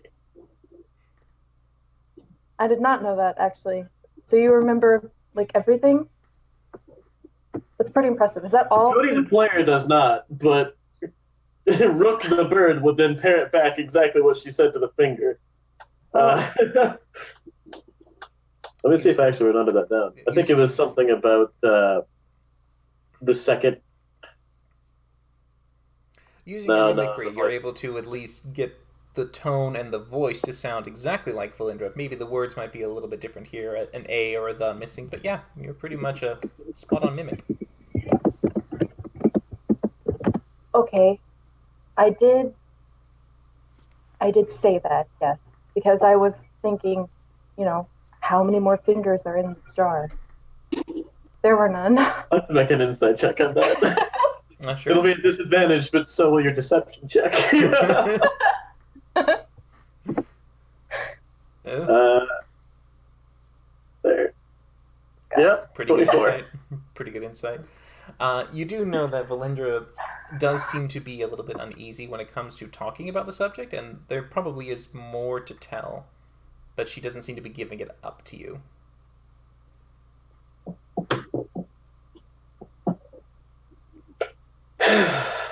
I can see we haven't built that kind of trust yet. Okay, and I just stand up and begin to leave. Okay. Yeah, I feel bad. you're able to leave without any problem as you just step out real quick. Yeah, and then I guess I'll go down to the bath, take a bath, and then head back up to my room for the night. Okay. So, you enjoy the comforts of the inn, and you all enjoy what appears to be a very pleasant evening. Relaxing, dining, bathing, working at your own leisure, and enjoying the slight little respite that you can find here. But you are able to, each of you, recover from your exhaustion as you're able to fully rest up at the inn's rooms. The Varkesh, you get about a good full day's work in this project because there is quite literally nothing else that you had to do. So you could spend your entire time. The secrets. The secrets. But yes, you are able to do that quite successfully before you all come to the next day. You do see that Sippy does wait for you downstairs, ready to attend you if you wish to have breakfast or to pay your tab, either or. She doesn't seem to mind either way. Good morning, Sippy. You'll have another one of the chef specials this morning. Of course, I can get that for you right away. Just And the drinks, too, please. Oh, I knew you'd like those. Aren't they great? I love the little zest. But I'm sorry, I'll get them right now. And she continues to... Of course, and just a point of... sorry. The meal this morning, I'm paying for myself. Oh, separate... You got it. Separate check. Can do that. Sippy, I would like some toast of betrayal. I would like bacon of deception. I would like a cup of tea of misfortune. And some hash browns of destroyed friendships. And I will sit down very sadly at my table. Okay. She kind of nods a little bit and goes off to do her stuff for you. Yes. Okay, so clearly Varkesh is still mad at us. And Rook is no longer buying us food.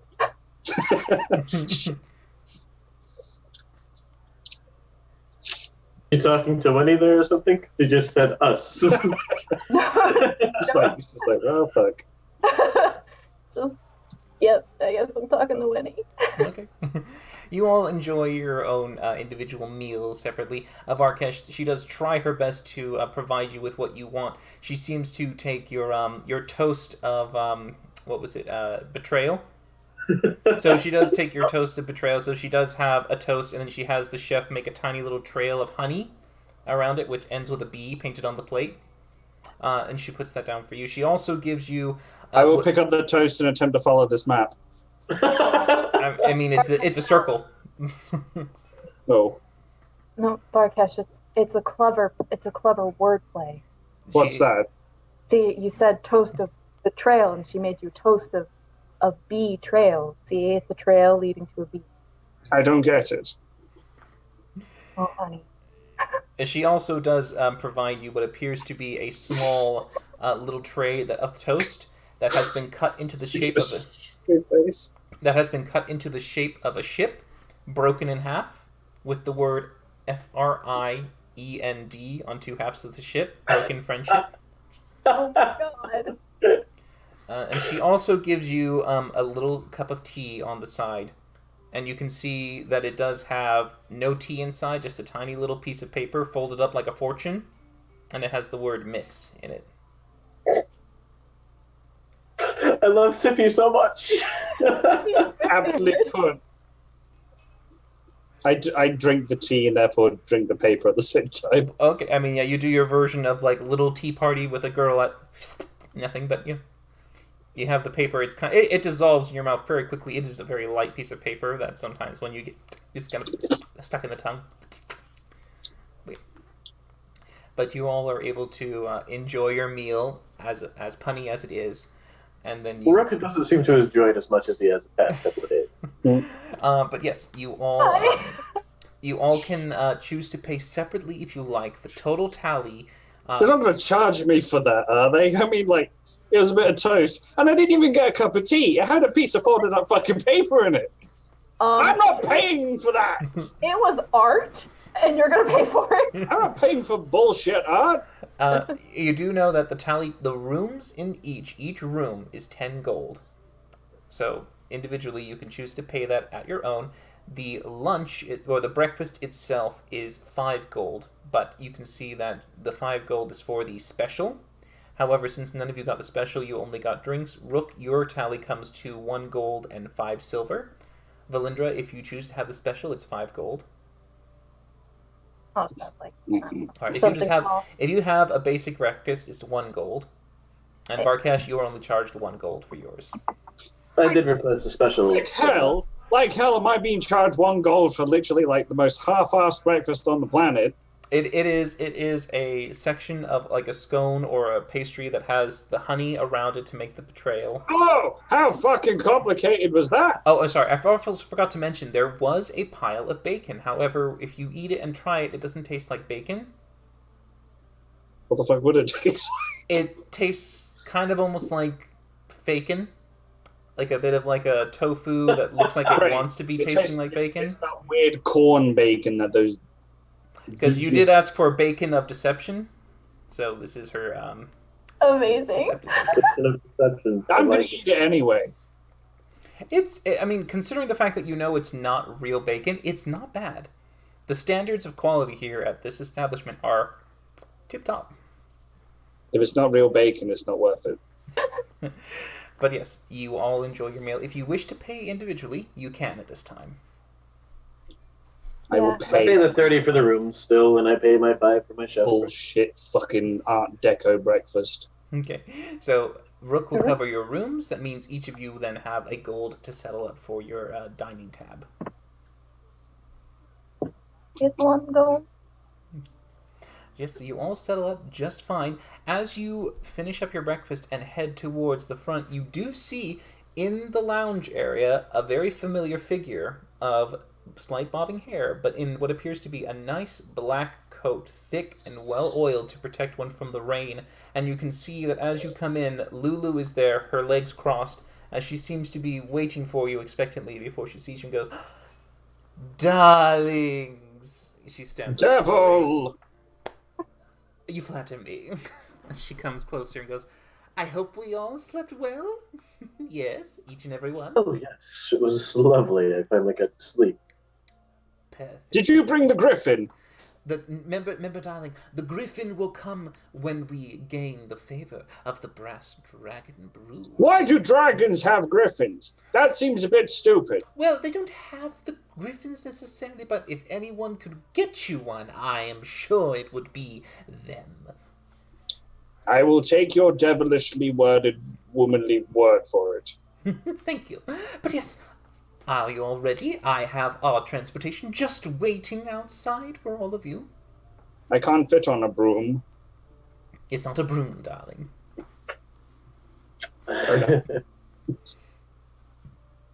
Being ready, I'll just go on out. I'll just get Perfect. my stuff and go. As you all head outside, you can see what appears to be a very plain-looking wooden cart. It doesn't seem to have much in terms of cover or any kind of comfort. There is no hay, there is no seating. It is literally just a wagon with what appears to be a small horse at the front. And you can see her just coming in as she kind of goes, "Ah, don't you just love it, darlings?" as she continues to go forward and get herself seated at the steering and just picking up the reins. Am I by chance bigger than the horse? You are bigger than the horse. This thing will not move. Oh, trust me, darling, it will move just fine. I do believe you promised the finest. Yes, this is the finest that the Traders Guild could offer me for free. Yeah, the hobo discount section, maybe. Darlings, I am thrifty, and I know you didn't want to spend your coin on this, did you? No. Thrifty to the power of 1,000. Thank you. I try. But please, up you go, onto the wagon. Yes, there you go, right there. Can I fit on the wagon? Fine, Oh, yes, then. you can. The Oh, wagon is okay. big enough for you 3 to fit on. I will sit on the wagon. You sit. So, All right. As you each take your place into the wagon, she just goes, "Ah, Ready then! As you all set out, it is still raining outside. As you are heading towards the exit of River Run, and you begin to make your way down the road heading towards Alniel. And at this time, we will take our little break for our players. For those of you who need to take a pee or any other moments for me to drink, yes, other things, all those little, things of nature.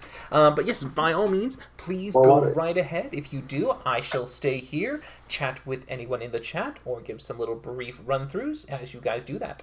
So I think Kyle might actually be making bacon right now. I cause things to happen in the real world. Good job, Scott. Good job. Yep. Okay. I wish I was having some of that bacon, but yes. That's good stuff. Yeah. Oh my. All right. I'll be right back. All right.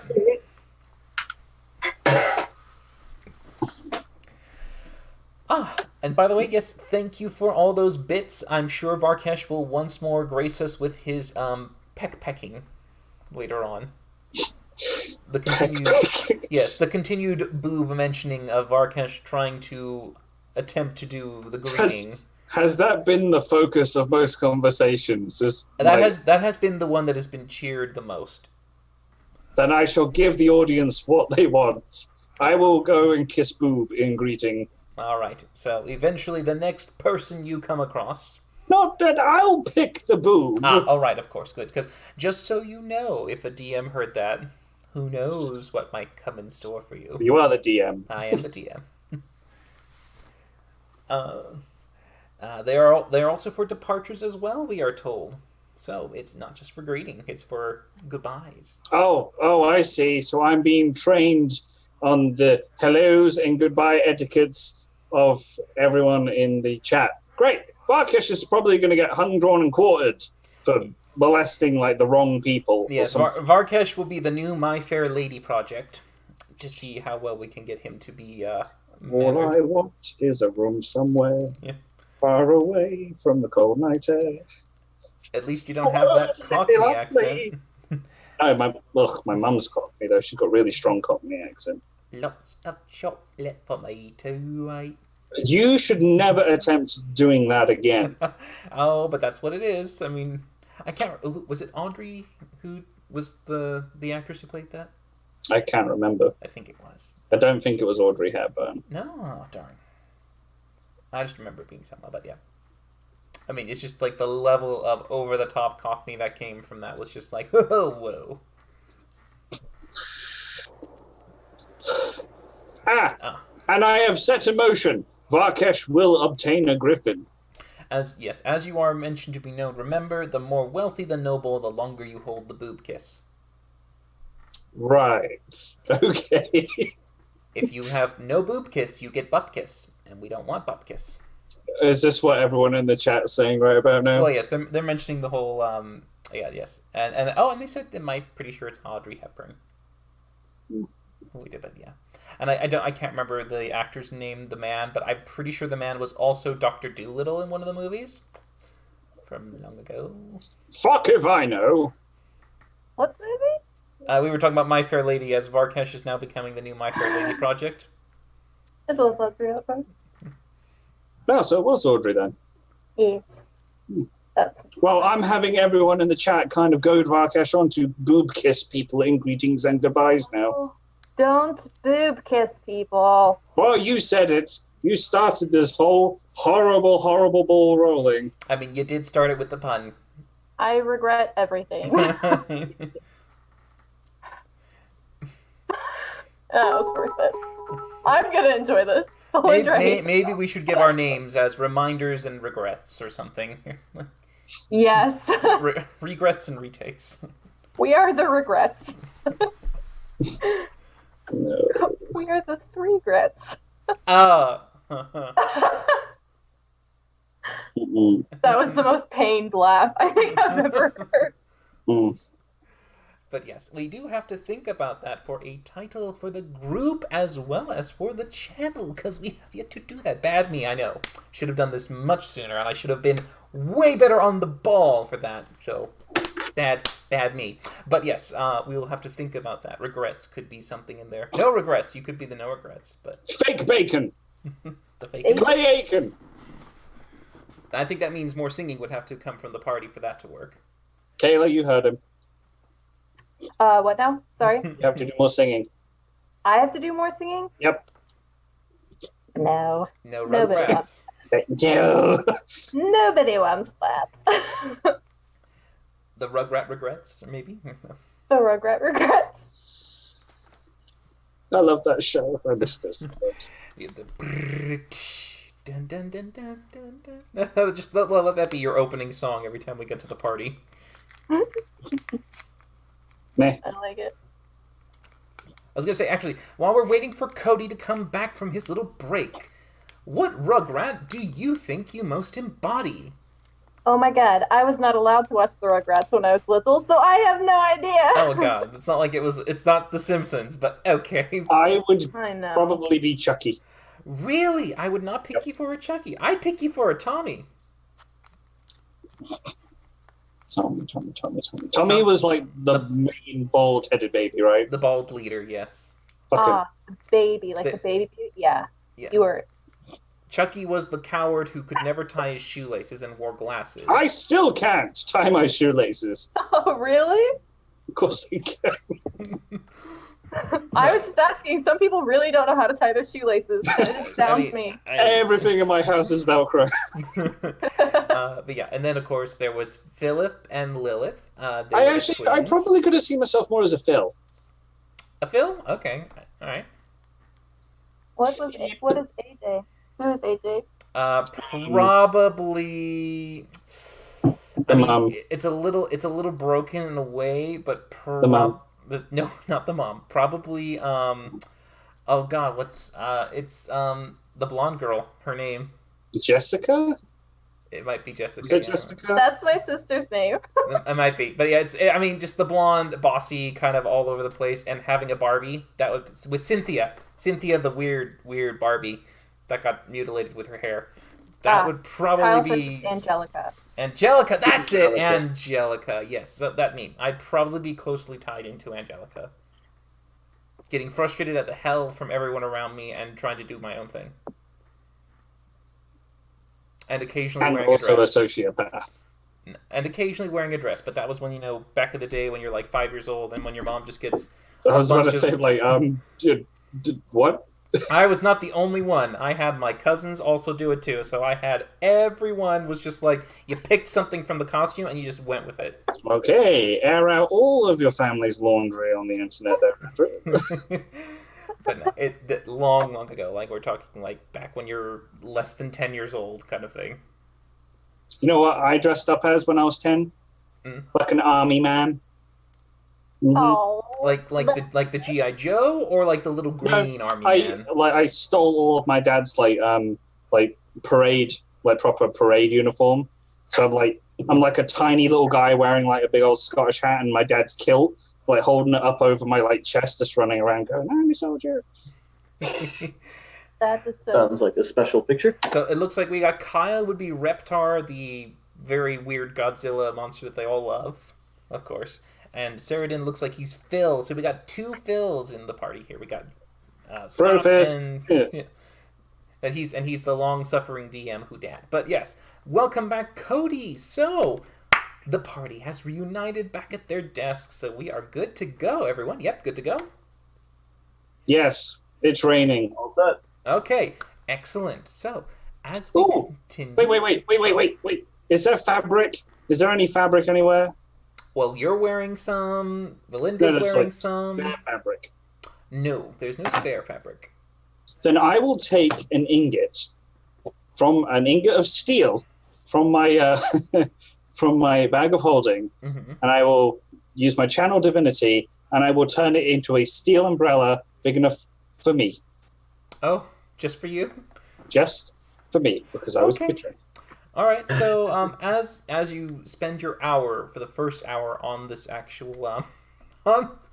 But yes, you spend an hour on this road, and you're using your channel divinity as you are all just sitting there, kind of getting wetter and wetter by the time. Lulu doesn't seem to mind at all. She has her waterproof cloak on, and it just doesn't seem to bother her one bit. But Varkesh creates what appears to be a nice, tall, wide steel umbrella. as you continue down the road to Riverrun, and you are able to just press on. You're getting a little bit more dry now as you've got this little metal umbrella. It's good to have skills and abilities. Okay, how long is this whole betrayal thing gonna last? I don't know what you mean. You know exactly what I mean. How long is this gonna I last? lowered the umbrella to it just lowers in front of my face, hiding myself. I don't know what you mean. You know what I mean. Over the top. Whatever. Fine.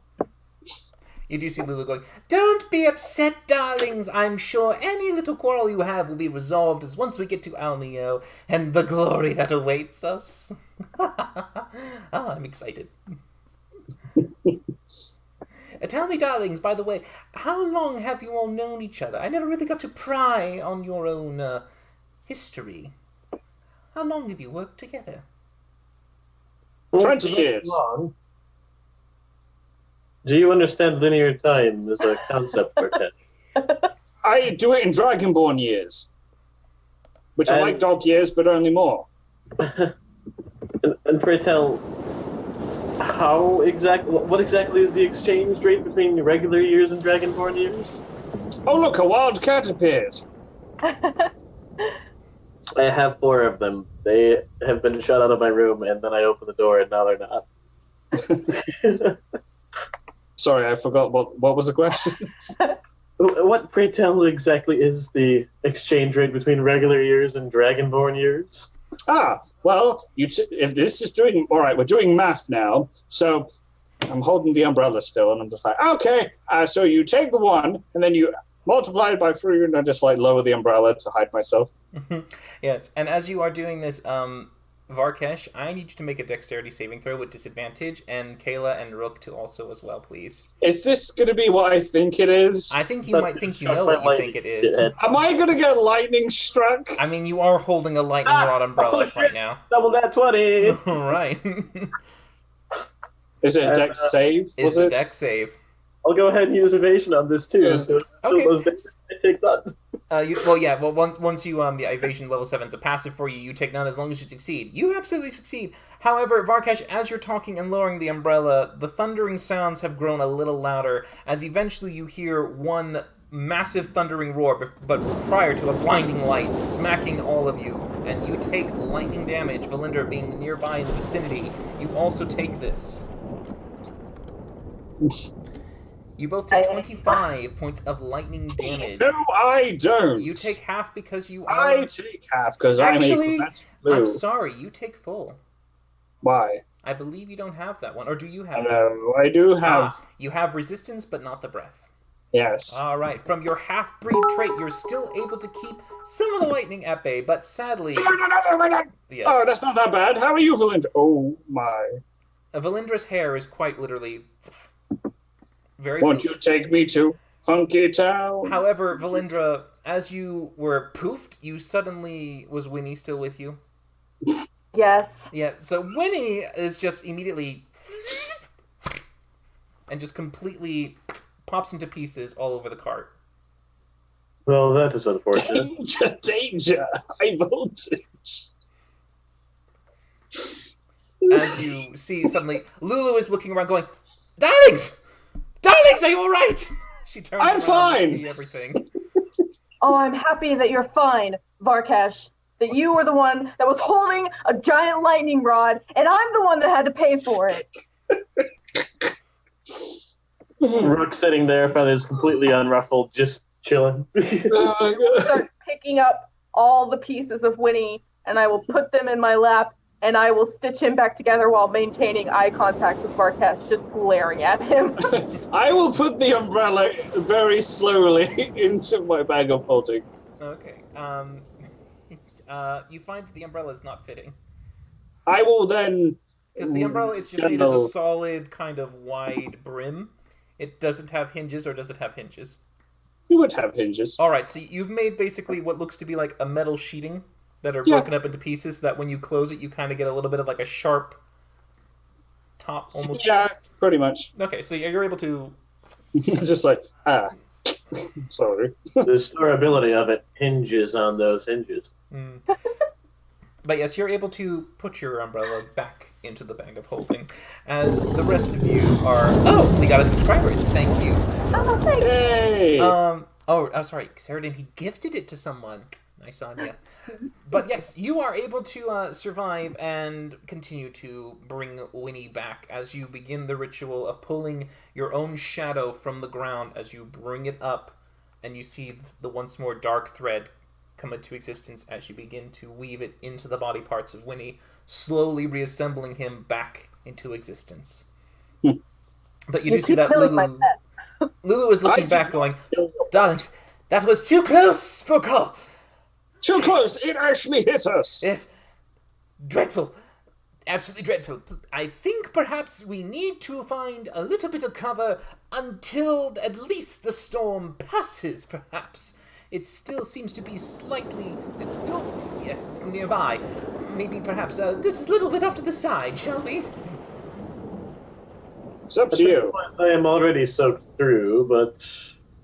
Yes, you probably all could do with a little bit of some warmth. Let's see if I can find some shelter of sorts. A bit moment, as she kind of looks around. She tries to find any form of shelter for you. Eventually, as you're on the road, she comes across what appears to be a wider tree that has a little bit of a dry patch, and she kind of quickly goes, ah, up we go! And she turns the cart towards this kind of canopy. And you can see that as you get inside, you're drier. There are occasional wet drops on your head, but you're not as destroyed in terms of like the water. But she does hop off real quick and kind of hits the water with the splashing sound and just kind of moves around looking for a dry spot and goes, oh, we could make a little fire here. I assume one of you knows how to do this. Yes? Does anyone know how to make a fire? What fire? I can try to start a fire. Yes. I knew you could, darling. Here, by all means, go right ahead. I'll tend to the horse as she goes to the animal and tries to kind of just pretend to pet it down. If you start looking at her, she looks very keen on not touching the animal. She just kind of is doing a little fake. She doesn't want to do any work, does she? No, she does not. Also. I will try to start a fire. Okay. So, you go ahead, make a survival check with disadvantage. God damn it. Oh, so sorry that nat 20 was just lost. Sorry. So, I mean, you know exactly how to do it, and you're like, you've got everything ready. You've got the logs down, you're just like trying to strike it, but you're just like wet wood, and you're just like, damn it, damn it, damn it. Every time you keep trying to strike it, it just doesn't seem to want to light. It's just too wet.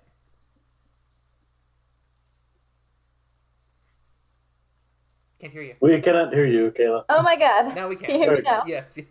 Okay. We start every sentence with a boom, and then we'll be good. Okay. I don't think it's going to work unless one of you wants to try, but everything is far too wet. I'll make an attempt at it with my own flint and tinder. Okay, go ahead and make a survival check with disadvantage. 9, not much better. You try. I mean, you think maybe you could find the driest pieces, and you try to kindle them. It's not working. Well, I tried. Then I just go back and just kind of sit down in a dry patch nearby. You see Lulu just going, oh, darlings, this won't do at all. Varkesh, can you make fire? Can you do something? I can make fire. Can I control it? Not so much. Oh, well, all right. Good to know. I will give it a shot, and what I'll do is I'll take the umbrella out of my bag of holding, open it, turn it upside down, stick it into the actual fire pit, take the wood, put it inside the umbrella, and then I will cast heat metal on the umbrella to dry the wood out. Ah, all right. Okay. So boom! Intelligence. As you put the wood in and you begin to heat the metal, the umbrella glows a very noticeable red, to the point that as you just sit there, she kind of goes, "Oh, darling, this is perfect!"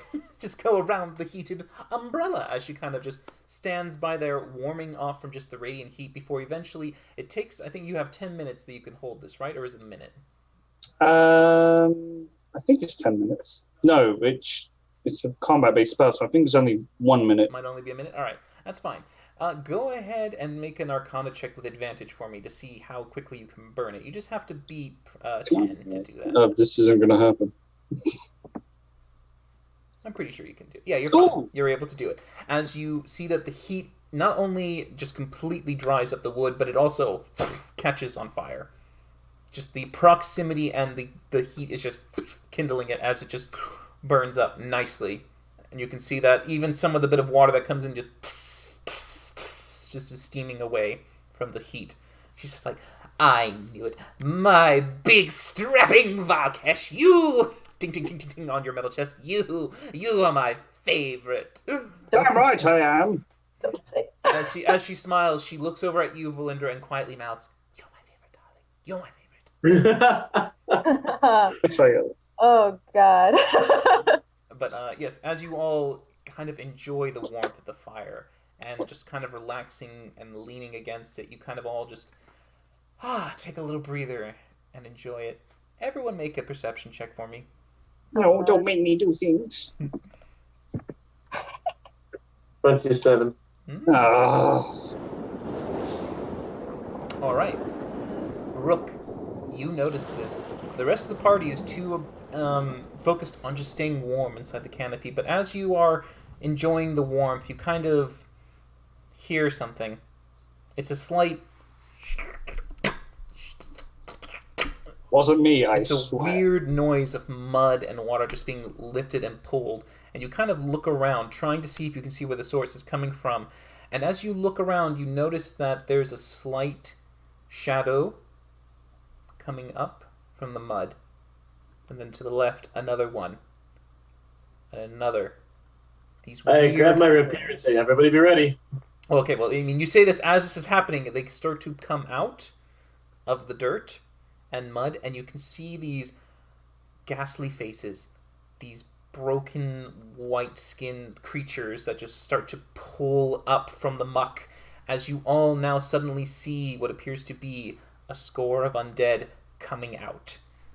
And we are going to roll for initiative because we are now in combat. Oh no. I mean, yay. Quick question. I meant to ask this whenever we started. Yes. Who has the book? At the moment, Because if we were just gonna place it in the cart, Valindra was gonna hold it and put it in her bag. Doesn't the devil agent of ours hold the book currently? Ooh, yeah, no, that's I knew. At the moment, the book is on the cart. Fuck. But yes, you do see that she would actually be right there next to you. We start the combat here. My nose. Now, Itchy. let us get these guys ready for their roll for initiative. Just did. You did pretty well, Cody. Nice, 21. Not bad. Suck at initiative. I mean, Varkesh. All right, let's see. What do we got here? Ooh. I won! Damn it! We have a 12 for theirs. I'm going to quickly show it so that I don't have to whisper the rolls. I'll just let you all see it. I don't think there's any point in whispering the secrets. So, Secrets. adding their turn in, we have them at turn 12. Varkesh, what's your dex modifier? 1, I think. All right, they go Wait, slightly... Plus 2. 2. So 2. 2. Oh, all right. Roll again for me just to see what you get, since I want to break the tie so we know who's going just a little bit. All right, 21. 21. I think that's going to do better than them. Oh, yeah. So Fucking- you you're right, go it in does. front. So we'll just flip you there. All right. I win. So, Barkish always wins. at the start of We're the gonna- round, Get white to it. we are going to get white to it. And you're probably going to be the first target for that bad pun. I can deal with that. It was worth it. Watch, it's all like nat 20 hits from here on out. It's like, Oh, yeah. You betcha. All right. What do you want to do, Rook? I'm going to let's see here. Check this real quick. All right. I'm going to move 10 feet this way, right to here. Okay. And insightful fighting on that one. That white. All right. So go ahead and make your. I can't remember what it is. It's an insight versus check. Deception. You can tell Yep, that Yep, you're able to tell that particular creature. I'll go ahead and mark it for you. He seems to have a bit of what looks to be a weakened state with his legs. They're less stable. They look to be more decayed. So if you aim for those, you'll probably fall apart. Okay, and then I pull out my my little hand crossbow, carefully take aim, and take a shot at the knee. All right, go ahead and fire away. 15 to hit. 15 just hits. Hey, all right. Yeah, so, good job. A total of 29 points of piercing. 29, very nice. And as you launch your arrow and you fire it away, you see it sinks in, and it doesn't seem to do as much as you hoped. Mm-hmm. All right, let's have another 20 feet of movement. So I'm going to go ahead and move myself to right there and then turn. All right. Valindra, what do you wish I to would do? like to get up on the cart. Okay. On the cart And- you go. If I pick up the book, is that an action? Well, when you look for the book, you can see that it is flipped open, and you can see that this necromantic energy is seeping out and hitting the ground. God, okay, I will close the book and put my foot on top of it. Okay, so as you pick up the book and you close it and you put your foot on there to secure it, you can see that the magic starts to dissipate, but the undead are not, they're not falling apart. They seem to be energized with the energy already seeping into them. Okay. Is that my action to do that, or is that like a bonus? That is your action. Damn. Well, that's it for me. Okay, alright, so you keep the book from being further, creating more of these creatures. Barkesh. I would like... No, that's an action. Never mind, I can't. Okay. Wouldn't that be an item-free interaction? It is an action to use an item unless you are a thief rogue who can use them as a bonus action. Okay. Okay. I will, at this point, I will activate Beacon of Hope. Okay. So you once more target the very familiar spell that you all feel the radiant energy seeping into your body, just completely filling you with this radiant beacon as you're ready to receive the full might of holy energy from Barkesh. Okay, and I will move 30 feet over here. And then for my bonus action, I will then cast Spirit Weapon at level 2 on the nearest undead. Really. Alright, with your feet, you're able to do so. Go right ahead, and where would you like to put it? Yeah, right here. On the creature furthest left. Mm-hmm. And do you wish to make your attack with it? Yes, I did. I already rolled. 13. That just misses, sadly. Okay. But yes, I'll get that thing up for you right there next to just a quick little token. And is it just there or next to it on this side? Directly next to it, yeah. So Okay. right there's good. All right. So, after your turn, they begin to shuffle forward as you can hear the slight as their feet just kind of pull from the mud and they start to make their way towards each of you. This one goes towards Varkesh. Now, I can't remember. Let me just do a quick check if the range is there. No. It is not. So you see what it does is it uses its action to dash. Okay. Right next to you to cut you off from leaving. Ah, cheeky fucker. The other creature also does the same, moving at its dash speed to get right onto you. Oh, great. Everyone pick on the Dragonborn today. That's fine. You do see another one is going straight towards both Rook and Lulu, while the other one goes right up to you, Valindra, and is able to make it without having to spend their full action to dash. So this one comes up and grabs towards you, trying to reach at your ankle. Alright. Natural one. So okay. no, it misses entirely as it tries to grab onto you, and you quickly put your foot around and kick the hand away, keeping it at bay Okay. from you.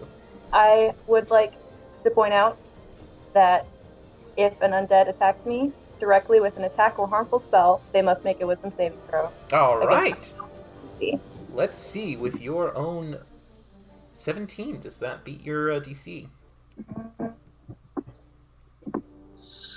Yes, it does. All right. Okay. So this creature is not turned by your own, almost kind of like vile energy that usually would kind of keep it away from trying to target you, but it does seem to go straight towards you. But Rook, it's your turn. All right. So this lovely fellow who has run right up next to us is not my initial target, but I can't let him really just chill there. So I'll go ahead and attack. Well, does Lulu appear to be threatening him in any way, shape, or form? No, Lulu at the moment looks to kind of be getting as low to the ground as possible and is trying to get under the horse. Okay, that is lovely. I'm going to go ahead and try to insightful fighting that one then, thereby dropping the one on the one that Varkesh is next to. Okay, go ahead and make your check. 15. 15, and it is a 9. You notice that Alright. this one has a weakness in the rib cage. It looks to have been broken and battered mostly. It's leaving the spinal column wide open for an attack. All right, and I will go ahead and take my rapier and attempt to jab it in there. Alright. 16 Oh, that hits. for 33 points of piercing. Nice. And as you shove your rapier in, you see it kind of grazes across the spinal column and just kind of comes back as you leave a nice little cut in there, but it doesn't seem to do as much damage as you hoped. Yep. So that is 16. Yep. And then I'll just swing around to there and end my turn. Alright, getting yourself a better advantage point, but avoiding the opportunity attacks. Valindra, what do you wish to do? Well, I guess I will. Because one of them's like, he didn't actually get to hold my ankle, right? Because the attack failed. No, he missed. He sadly tried to grab it, but you quickly boot stomped it away. Okay. Well, I'm going to Eldritch Blast him. Alright, this is at disadvantage because you are in melee range with this creature. Damn it. That's a good point. Oh well. Here we go. Okay, go. That hits. 17, not bad. And second blast. 10 sadly misses, but the first one you're able to quickly send a blast of your energy right to its chest, causing it to reel back a little bit before gaining itself on its 2 feet once more, looking at you as its maw is kind of starting to open up wide. And then since I'm in melee range, I should have done this turn, but I did not. I will summon my Shadow Blade as bonus attack. Alright, so you coalesce the Shadow Blade into your hand as you can see the black negative energy, this dark silhouette keeping its form as it radiates the pulsing energy. You have it in your hand, ready to strike with it. Varkesh, what do you want to do? I will use my action to disengage. Okay. 10, 15, 20, 25, 30, and I will book my big scaly blue ass down here, and then I will use my bonus action to move my 10, 15, my spirit weapon to here. Alright, it goes 25 feet or 30 feet? 20 feet. Only 20. Alright, so it goes right there. And that's Yep, it? and that's it. That's all I do. Alright, the creatures look at you just kind of going frustrated at you fleeing, but they turn and see the bird, and they instead decide to swarm him as they each take a side to circle around. Good. It's okay, you have bacon of hope. So as each of them go towards you, you see them pulling out their hands, reaching towards you with these almost like these negative silhouettes around them, this dark energy as they reach to grab. That'll hit. All right, so go ahead and make a Constitution saving throw for me. 9. Oh, sadly, you do not pass it. So you feel that as the hand grips you, your life just kind of seeps away into the creature. You can see that it's starting to enjoy taking your strength, and you feel your health points being taken down. You take 4 necrotic damage, but your health is also reduced by that maximum. Okay, I have adjusted. Alright, great. The other one also does the same, tries to grab you. 22. That'll hit. Make another con save for me. 13 that time. Alright, so you just succeed on passing, so your life force does not fall down, but you still take the 5 necrotic damage as it still kind of burns and seeps into your skin. You can feel that it's starting to rot, just the flesh on the outside. It's just a horrible feeling, as the other one also grabs at you. 13. That one will miss. That will miss, as you're able to just quickly move out of the way, but giving yourself a susceptible opening to the other 2. You're able to stand your ground, but you do feel a little worse for wear with that kind of ouch drain. The other 2 go towards Valindra. Each one of them... Well, the first one already succeeded on the wisdom save, but the second one has to make the other wisdom save, right? Yes, so it's Right. there's no limit on one per turn or anything. It's any undead that makes an Right. attack. So this one makes its wisdom save. 14, is that enough? No, it is not. Alright, so you see that it's just looking around going, not wanting to actually get closer to you, and it looks for a nearby target and sees Rook. And you see it move right to him and grab at his leg. Sorry. I'm having a 9. lovely time. I'm I sorry. think 9 misses. Alright, so you just quickly move your leg up and out of the way as it just grabs nothing but air. The other one, though, having succeeded on the save, goes for Valindra again. Its dark hand grasping at your leg. Again with a nat 1. This one is doing terrible. You, again, boot stomp it as it just kind of, pulls its hand back, and you see the hand break off, leaving it there, pinned beneath your foot, as it just kind of wiggles around, detached. Gross, I like it. Yeah, and you do hear that as this is going on, Rook, it is your turn. You see that Lulu has gotten now completely under the cart, and she goes, "I believe in you, darlings! You can do this!" As she is now taking cover. What would you like to Be an do? inspiration die for that? You'll be fine. She's not a bard, I'll go ahead sadly. and do that. That'd be pretty fucking great if she was, though. Oh, I know. We all wish it, but yes. Bard as a manager, I like it. Anyway, I'll go ahead and take a stab at the one that I have the insight for fighting on. Right, go right ahead. Move the fuck out the way! Yeah, don't worry, I got this, buddy. Trust me, I know what I'm doing. Okay. 27 to hit That hits as you make another strike to the creature. You find it for embedded in there. 26 piercing. Nice, you pull it out. You Then I will do have- bonus action disengage. Okay. Get out to there and end my turn. All right. Valindra, what do you wish to do?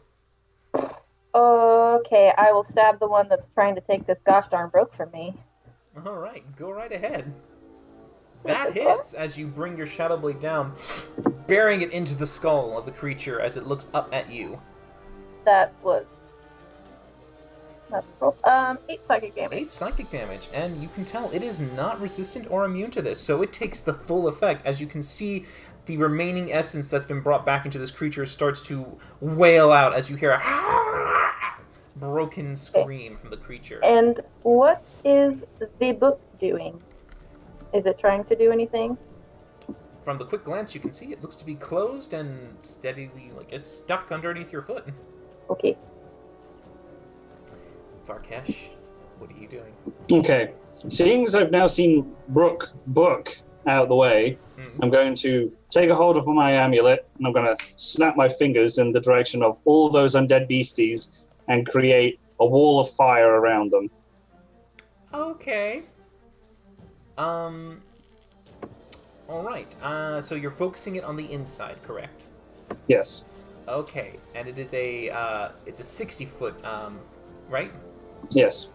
Alright, so we've got 5, 10, 15, 20, 25, 30, 35, 40, 45, 50, 55, 60. Alright, so you encircle them in your wall of fire as you get them surrounded by this sudden column of heat. Thankfully, those on the outside of this flame do not feel its fury, as the horse and Lulu are safe from the blaze. Thankfully. My beacon of hope has been dropped, though. Yes. So as you concentrate on the wall and you see it come to life, we'll go with the top one making its dex save. No! The one just to the right of it. That one does. The one below it that's marked does not succeed, and the one to the left does. Alright. So the top and the marked take the full 16 fire damage. Not bad, as you do see that this one, just enough, as the white takes it, it immediately begins to catch flame and just become a torch, just lit, and then falls to the ground, its body parts breaking off, no longer able to hold its form. Damn right. And this one takes 8 damage along with the other one, as they are now surrounded by this wall of fire. Are you bonus action moving your spirit weapon? I will. I will move that in to engage through the flames. Through the fire and the flames, it shall carry on. Yes, it does. All right, as it carries on. What, by the way, form is your spirit weapon taking? A giant dragon. It's always going to be a giant dragon's forelimb. All right, a giant forelimb claw coming right towards the creature at full force. Make your attack. Okie dokie. Boom. 22. That hits. And it was always cast at level 2, so it's 9 force damage. 9, very nice. You do see it does do the full damage as it pushes through the wall of fire and smacks it as it remains there, almost kind of like having the flames lick across it, not doing any damage to it, but it just stays there hovering in the fire. And that will be my turn. Alright. The creatures themselves look around at the blaze, unsure as to what happened, but they're not going to be giving up anytime soon, and they don't seem to fear the fire. Their brains are just kind of not processing any kind of, self-preservation, so they walk through the flame.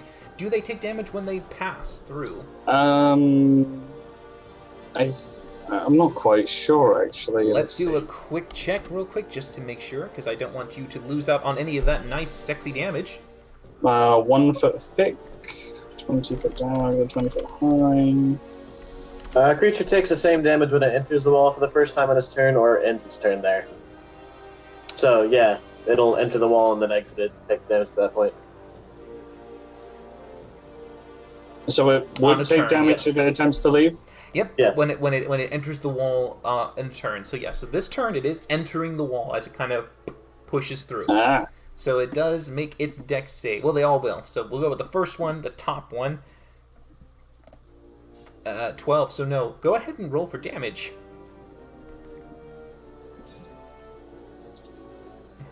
Hoo-hoo!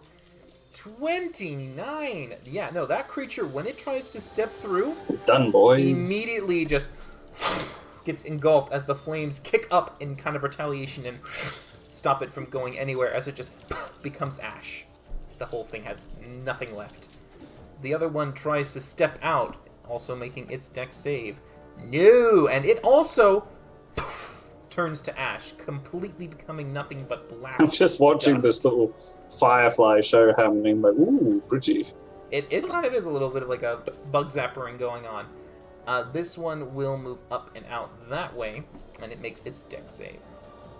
No, it also takes the full 29. As you can see, it is still caught on fire. It is not disintegrated to ash, but it is just moving through. As you can see, fire is still licking across its body and on its hair. Its hair is kind of like a wild bonfire just flaming off to the side. As it looks around, it sees you, Rook. And it goes towards you. And tries to reach out with its last grasping hands, just coming running out with its hands going left and right. Trying to get you. It makes a 12 to hit. Does that hit you? Misses. Alright, you're able to quickly move out of the way as it kind of fumbles into the mud. You can see the rain and dirt kind of start to put out the flames that have still kept on it. But it looks up to you. Most of its flesh burnt away. Valindra, the other one that did not get caught in the fire, does still go for you and tries to grab you with its only remaining hand, since you have one kind of stuck to the wagon. 16. That does not hit me. Alright, as you keep your armor and your shield at the ready, you bash this away, not letting it get contact with your body. The creature looks rather frustrated at not being able to grab you. Would you say he's fallen to pieces over it? Well, he has been, yes. At the top of the round, I feel Rook, dirty. Valindra, He's Varkesh. been trying to give the traditional greeting that Varkesh has been introduced to. Can you please all read out to me your passive perceptions? Is shit a number? Well, it's a bad number. 11. Okay. 18. 14. 14, alright. Wow, you got a worse one than me, Kayla? Rook, Jeez. you are noticing this, that as you are fighting, you look into the corner of your eye, one of your little red eyes just catches it to the side. A silhouette is kind of moving about in the trees, staring at the party. It's hard to tell what they are, but you can tell they are atop something. And it's giving them extra height, a creature of some sort. But it is your I have turn. other problems at the moment, more immediate ones. So I'm going to go ahead and try to figure out where is the weakest on this horrifically crispified zombie corpse here, with an insightful fighting check. Alright. Natural 1. Ooh, well, no, I don't think you can. Yeah, no. I mean, you're more just, like, disturbed at the fact that it's this crazy melted creature. You don't really think of anything weak. It's just, too eerie. That's okay, I'll go ahead and try to stab it anyway. Alright, go ahead and stab at it. 22. Well, that would hit, yes. I'll take 8 points of piercing damage. Which you Doesn't see have doesn't done do before. as much as you want. Josh, if it did full damage, it would have done it. But yeah, you just quickly pull it out as it just kind of takes its head clicking back into place. Valindra. We have company in the trees. Okay. Going to try to stab it again with my... Well, that misses, sadly, as you try to go in and stab it, but it just quickly pulls away. As you just hit nothing but air with your wild flail. Just, damn it. Okay. As my bonus action, I'm going to try something. Okay. Can I like, pull up my sleeve as a bonus action? Well, yes. Okay, so I'm going to pull up the sleeve and show him the mark on my arm and say in the most threatening voice that I can manage, which is not very threatening, I'm just going to say, leave. And that's it. Make an intimidation check. Go ahead and try it. Where's intimidation? There it is. Found it. Okay. With your cold stare at the creature as you say this, you utter it with a tone that actually those who would see your eyes would sink into black as a blue orb of light lights in each of them, leaving these little trails of blue energy. And as you speak it out in a dark, echoed command of leave, but as you say it, you hear this echoing, almost as if like the creature could hear there's a voice behind your voice. It does look up at you, and very curiously stops. Varkesh, it's your turn. Oh, me. I am going to move forward 10 feet, and I am going to Sacred Flame the shit out of the one engaged with Rook. Okay, so it will make a dex save. No, natural 1. It ain't gonna save for shit. So please roll your damage. 10. 10. And as you do, you just quickly shoot. Oh no! up. Wait! Sorry, totally messed that one up. I will Sacred Flame the one at Valindra, the one I was planning to, and I was going to move my my spirit weapon up behind the one engaged with Rook and hit it. Go right ahead and use your spirit weapon for your bonus attack as you shoot this out towards Valindra's target. As you can see that it's transfixed. 8.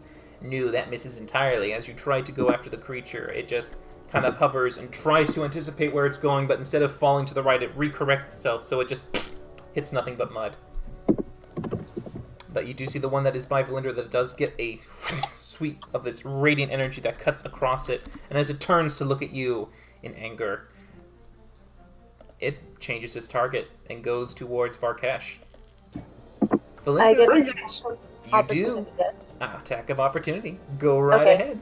With Warcaster as my feet, I can do a spell. So can I wait until he's not in melee range to do that? As he steps out of the 5-foot range, that's when you make the attack, so he would be at range enough to not do a disadvantage to your strike. Okay. Well, you do hit, yes, absolutely. Yeah. Ooh, 8 damage. I mean, the first one you were hopeful, but the second one was like, But yeah, you do shoot out 2 Eldritch Blasts in quick succession as you see it run away, and it just hits its shoulder blades, causing it to stumble forward as it tries to go and swipe at Varkesh using the momentum and the force behind it to shoot its attack. 21. Misses. Just as it tries to reach you, see the claw get up to the shield, and you bring it up just as it kind of grasps, trying to get you from behind, keeping it barely at bay. No touchy. Yep. And this one goes then for Rook, trying to grab at your feet as it is coming up from the mud. Just 11. Misses. Alright, you see that it's unable to grab you, and as it tries its darndest, you just see it just failing miserably. At the top of the round, Rook, you notice that the figure comes into full view. It looks to be humanoid in nature, and you can tell that there is almost kind of recognizable human features to this creature. It's hard to tell if it is anything other than an ordinary person, but the one thing that does make you kind of pause is that they are riding atop what appears to be a horse, but it is no more than just bones and sinew, kept together by some necrotic energy, as you can see this skeleton mount walking forward with this man on top, staring down at you and the rest of your party members. All right. Well, I have a zombie in my face. I'm going to finish that up first. I'll go ahead and try to stab him with my rapier again. I'm not even going to bother with fighting this time. Okay. Natural 1 to hit, so that's no good. Nope, it does not hit, I'm afraid, sadly. I'll go ahead and take the offhand crossbow attack then. Alright. For 2 points of damage. It turns to 1, sadly, but you do get a quick slice off to the side of its face with the bow, the arrow just quickly grazing it. But yeah, you do see... And being that they're there, I will also just use my movement to slip around to here and end my turn. Okay.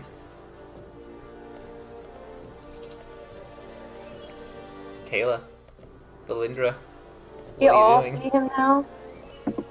You would see him now. He's kind of letting himself be known, as he is right on the creature.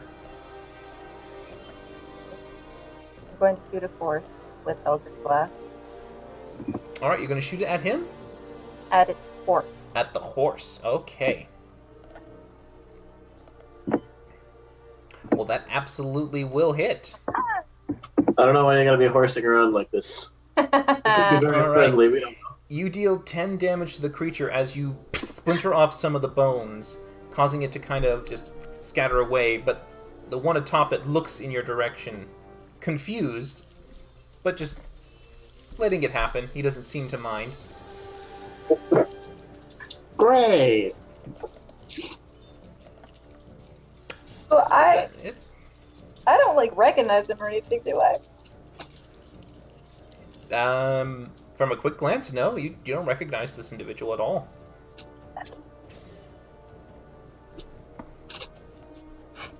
That's my turn. Okay. Oh, I would like to. I know, I'm sure like putting the book in the bag is like an action, but can I like pick up the book as a bonus action, and then as a bonus action next turn, put it in the bag? You can certainly, with a bonus action, bend down and get yourself ready to pick it up as you have it like on the verge of like getting it going in. So you're kind of like kneeling down, half cover behind the actual cart. Yes, I would like to do that so that I can put it in my bag. Yeah, you do. You bend down and do that. So, Varkesh, just before your turn, you do see that this creature gets off his horse and strides towards Valindra. And then you see him taking his action to move as quick as possible, getting right next to her before jumping on the cart beside you. And looking down at you trying to lift up the book. You just see him smiling casually. Can I wave? It is your turn, Varkesh. I'm gonna line, like after seeing this, I'm just gonna line back through this undead creature, and I'm going to make a jump lunge at fucking Count Dankula over there. Count Dankula. All right, so you're going to just kind of maneuver around the creature so you don't take the attack of opportunity? Yep. All right, and you get right near him. And you're making a grapple attack? Yep. All right, go ahead and make your athletics check. But I'm going to do it into the part where I'm adjacent Belindra, so I shall get the advantage. Oh, okay, but then you are going to break away from that white. It is going to make an attack of No, opportunity. that's fine. I was hoping that it would anyway. All right, so it's going to try and grab you. That is a 16 Misses. hit. All right, so no, sadly, it doesn't do it. It tries to grab at you, but you quickly move around and get right to the feet of the vampire. Go ahead. Oh. Athletics It is athletics, yes. with advantage. 19. All right, so he's going to try and get out of the way as nimbly as he can. No. No, he tries to, but as you do, you grab onto... Mighty! You grab onto his legs, and he looks back at you in a little startled surprise, not expecting you to be there. No one ever is. Would you like your bonus action to smack the other white? Yes, I will use my spirit weapon to attack the other undead thingamabob. Okay, go right ahead. Do your bonus action attack. Hopefully it hits this time. 22! Oh, you betcha it hits. Wapango! 7. Nice. As you do, this one pushes the claw right into the creature, forcing it into the ground as it scatters and breaks apart, as it brings up the head of the creature in its grasp and then chucks it away. And I will then use my free action to say, Philindra, the one behind me, would you mind dealing with that? Okay. And as you say Thank that, you! you say the one behind you. It does come up right behind you. It's here already! 21 to hit. Misses. Alright, so as it tries to grab onto you, you just quickly turn around, bringing your shield back up behind you, bashing it away, preventing it from getting a grasp on you. Damn right, sucker. Rook? I will take a bonus action to dash. Gives me 60 feet of movement. I'll put myself right about here. And try to stab at this guy here. Okay. Well, I don't think it's going to be any good. That does not hit, sadly. I'm afraid, no. So you try to get it up, and he just quickly moves off to the side, not letting the rapier even touch him. Yep, then on my turn. Alright. At the end of your turn, it does go down and uses its one hand to grab at the book, Valindra, so you now have a tug of war going on as he has one hand there and you have one hand there. So he's just holding it and looking at you and looking at your allies. It's your turn. Fuck. Okay. Kiss his pecs! No. It's a polite greeting. No. I am going to try to pull the book away from him. Okay, go ahead and make a contested strength check with me. Go ahead. I'm super strong.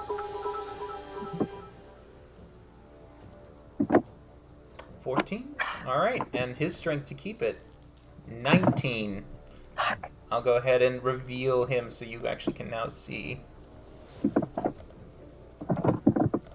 Alright, yep. So the vampire is holding onto the book with you. You try to pull it away, but his grip is strong. He doesn't release it. Fuck. Dang it. Was that my action? That would be your action, yep. Can I, scan him for any signs or symbols or insignias or try to find out where he came from? I mean, you start quickly looking up and down, but without making a thorough examination, you're just doing a quick glance. You don't see anything. All you see is a very tall, pale gentleman with what appears to be pulled back brown hair with a silver streak on this side that seems to go back into a ponytail that is tucked into what appears to be a little bit of a bun. Douchebag, I guess. And you can see that he has nice formal wear. old, ancient style. It does not look to be modern clothing. It looks to be from many, many, many centuries ago. Okay. Well, that's my turn. All right. At the end of your turn, he's going to use his legendary action to try and wrench the book from you. Go ahead and make a strength check. Isn't he grappled by Varkesh? He is grappled, yep. So would it be a disadvantage for him? Sadly, no. All that means is he's restrained. He just does not move. All right. You do see that he pulls with his strength and does not get it from you, as the tug of war for the book is still going on. He's just looking at it going. One. You just see him kind of smile and goes, "Strong you are." Thank you, I am.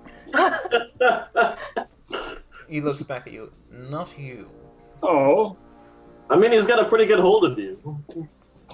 But yeah, so he can't pull it out for his action this turn. He's just trying to get the book from you. But he doesn't seem to mind your allies. They don't bother him. Varkesh. I hold on to this very creepy creature and I go, you shake my nerves and you rattle my brain. This kind of love drives a dragon insane. You broke my wheels. Oh, what a thrill. Goodness gracious, great balls of fire! And I cast wall of flame around myself. Oh, okay. You are going to be in this then. Yep. Okay. Well. Phew. All right. I need your allies to make a dex save for me. The spell save DC to see if you can appear on the other side of the wall as it springs up to life. This is to see if you get outside the flame. Ooh, Well, no. The DC is 15. No, both of you are actually caught in the fire. So Varkesh, you try to see if you can cut it between them, but they're unable to get out of it in time. So they just Stupid bird! They I begin think both to of us get. are resistant anyway. So that's 5, 10, 15, 20, 25, 35, 45, 55, 60. Alright. Everybody into Wall of Fire. I need you, well, actually, that was your dex save to get you out of there, so sadly, you do take the full 23 fire damage.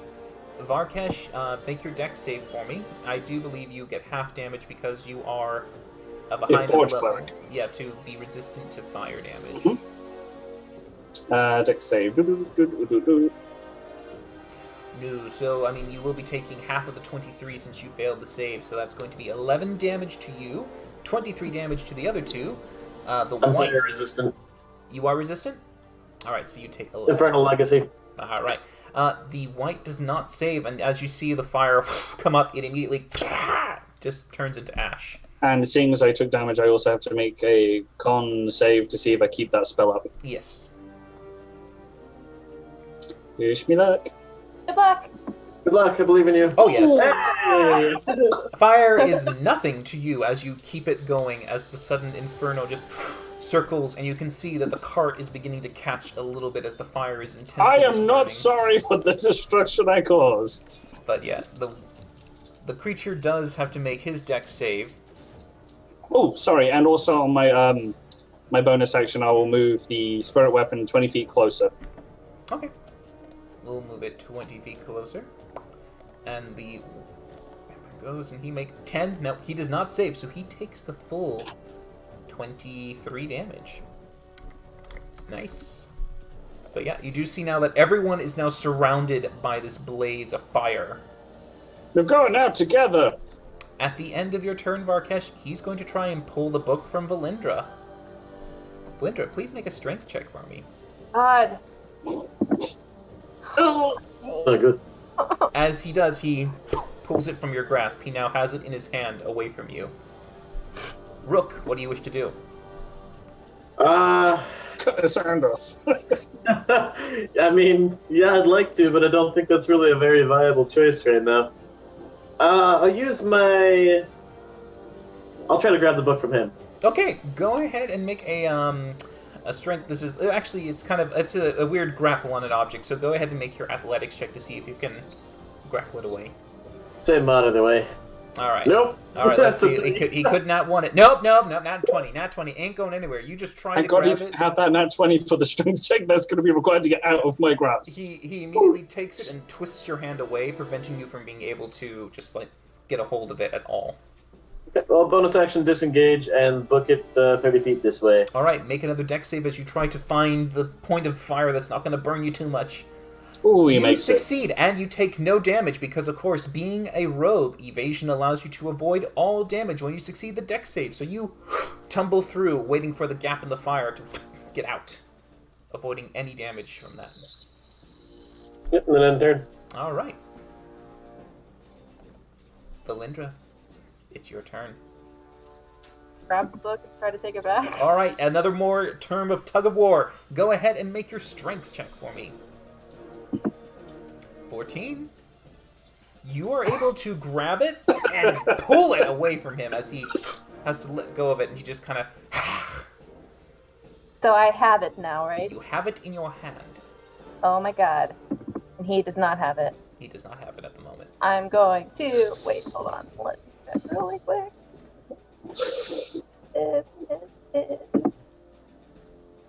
Okay.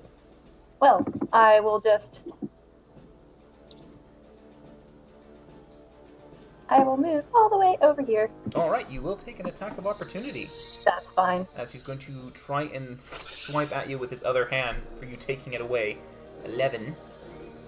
No. Oh, nope, sadly, you just quickly, whoop, out of the way, tumble through into the fire. Dex saving Haha! throw. Joke's on you! You're a shitty vampire! Famous last words the Dragonborn ever says. Dex saving throw? Yep. Oh, Sadly, heaven. you do take the full damage of the fire. Varkesh, roll for the fire for me, please. I am really sorry for this. Roll really low. I'm gonna try. Don't you have Infernal Legacy too? I do, yes. But, Oh, all right, because 26. Because that's my hit points. Okay, so, well, the half of that is 13, right? Because you have Infernal Legacy? Yeah. Okay, so you have 13. You do Okay, have a and then- bonus action. Yeah, my bonus action, I'm going to second wind. Okay. It's not gonna By the alter. way, is Winnie been left on the cart, or is he on your person? He's on my person. He's dead. So you're gonna have, well, because Winnie could stay at the cart. You can tell Winnie to stay there, or he could, try to, like, avoid being caught in the fire, but... I'll leave him there. Keep an eye on Varkesh. Actually, yeah, I'm sorry, he's gonna be within the 5-foot right now. He yeah, immediately he's gonna die incinerated. anyway. Sorry, no, yeah, he Dead. yeah, well, he's disembodied His again. stitches just burn off. Yeah, the stitches, it falls away. But yeah. I am bad luck to your bed, I swear. At the end of, your turn, Kayla, he's going to try and... Oh...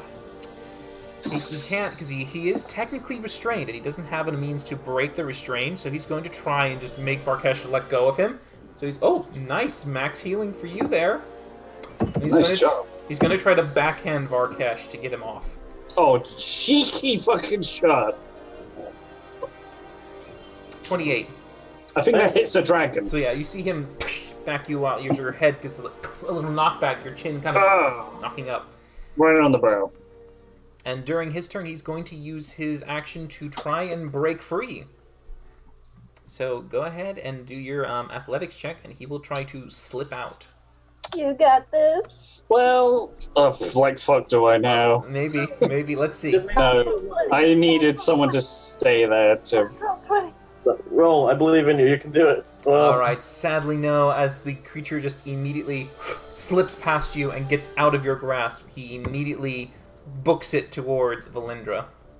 Yes, he goes through the fire and the flames and he gets hurt. He does. He is going to roll a 10 on the save, so no.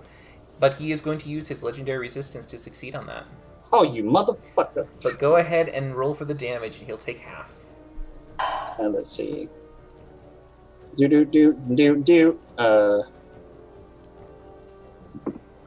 25. All right, he takes 12 fire damage. As the bit of fire just kind of begins to envelop on him, you see bits of his clothing start to singe a little bit. He's not too pleased about that more than anything, but he does make it to you, Valindra, and he once more tries to reach and grab at the book to pull it away from you. Please roll a strength check for me.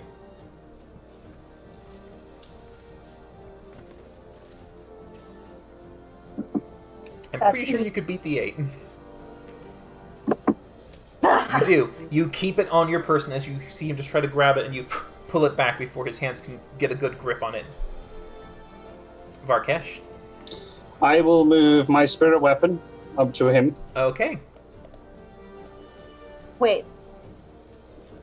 Are vampires considered undead? They are. Oh, but he's not attacked. No. He has yet to attack you, yeah. Grapple is considered a special attack. I think actually, well, he did. Did he maybe try to? No, he did. He did an unarmed attack. He did an unarmed attack that he missed at. So let's see. No.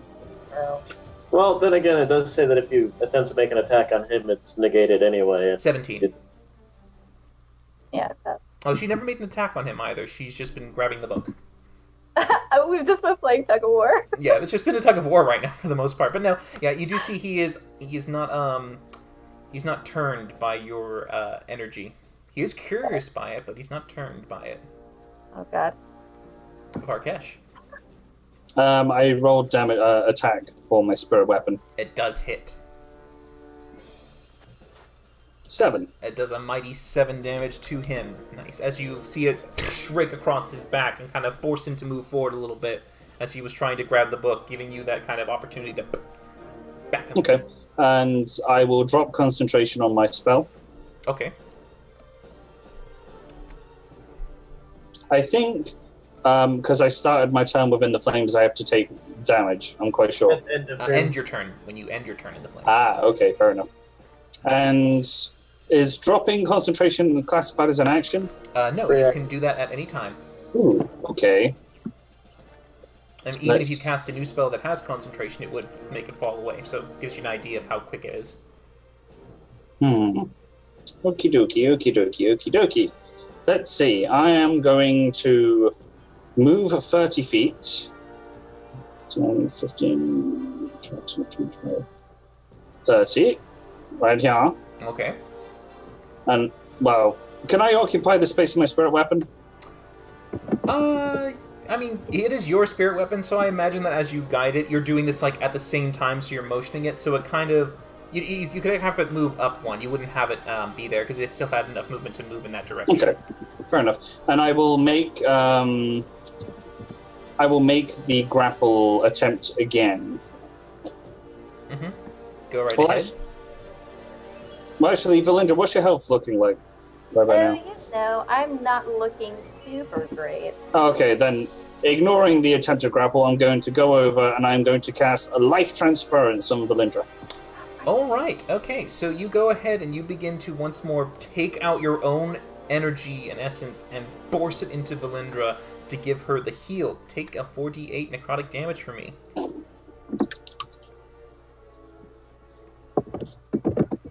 All right. You take 15, but Valindra, you heal for 30. Ah.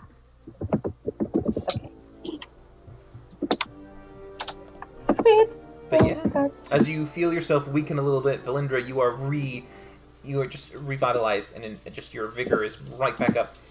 You're ready for this. Okay, and I've already done my bonus action, so that's my turn. All right. At the end of your turn, he's going to try and pull the book away from Valindra. Go ahead. Make your strength check for me. So he does grab it and pulls it away from you when he holds it in his hand now. I just need it for like one fucking turn. Rook, what do you wish to do? I'll go occupy the space Varkesh is going to occupy. Okay. I'll try to grapple him. Oh, all right. You're going to try to grapple. Okay. Go ahead and make your athletics. No, I know. I mean, I'll roll just in case he gets a nat 1. I doubt it. No, he didn't. So sadly, you tried to grab.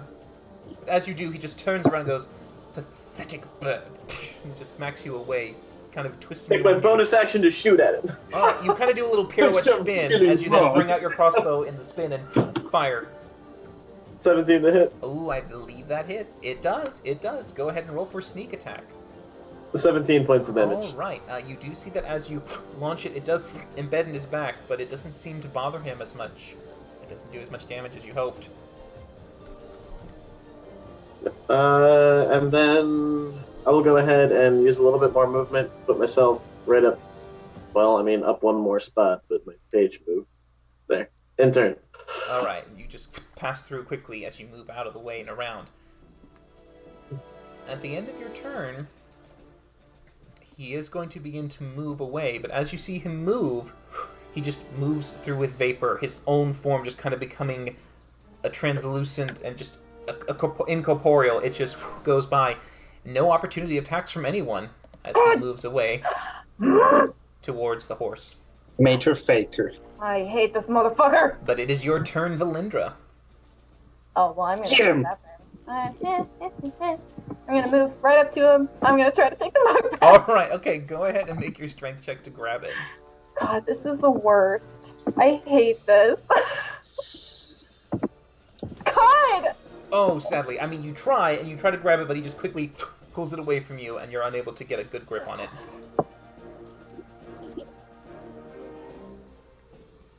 Can I... He's going for his horse, right? He looks like he's trying to get back to his horse. I have a little bit of extra movement. Yes. Can I move around him and jump on his horse? Sadly, So he it takes half your movement to mount a creature, so you would not be able to right. mount it. I can't.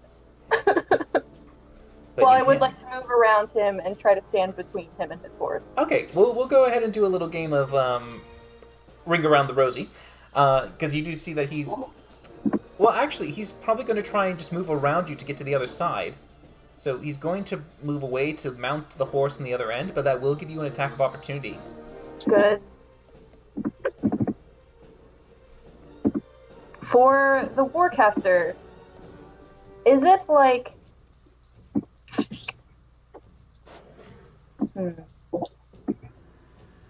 Well, for your attacks, you can either choose as your opportunity. You can make a melee attack, you can turn it into a grapple, or you could also make a spell. Oh, I can turn it into a grapple. I'm really not that strong, though. I'm going to try it, because I don't want him to leave. All right, okay, go ahead and make your grapple, your athletics. Nat 20, nat 20, nat 20, nat 20, nat 20, nat 20. God! He's able to move away from it as he pulls out with his own strength to get around the other side. He does have to use all of his movement to get around there, so he cannot mount it yet, but he's on that side. Ooh. Ooh. But he will use his action to give himself extra movement, so he will mount the creature.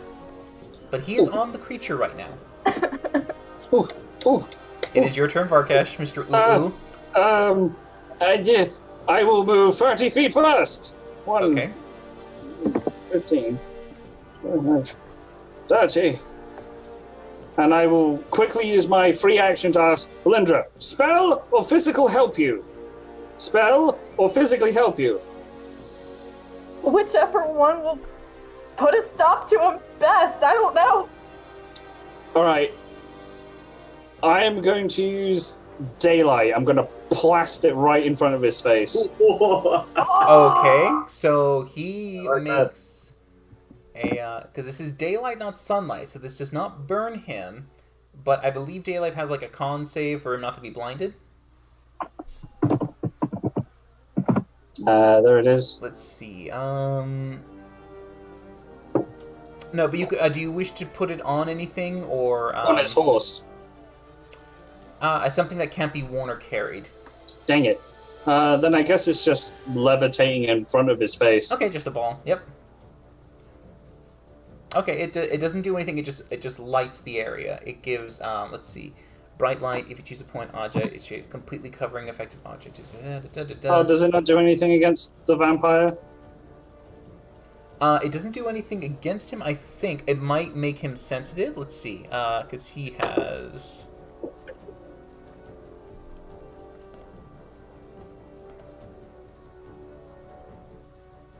Because if that's not the case, then I will do a physical attack in lieu of that. Because I thought daylight did something to undead.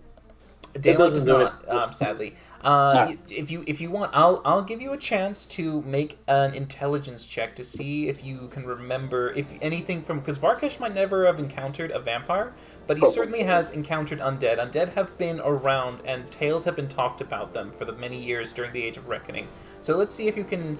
It's a history check. Just see if you make a history check and could remember this. Your DC is 10. I feel like this is revenge for all the times Scott has made you do. You just barely remember at the last second as you're ready to cast, you go, wait, that won't do anything. So Okay, then in lieu of that, I will grapple the shit out the horse. the horse. Okay. Go ahead and roll for grapple there. So athletics.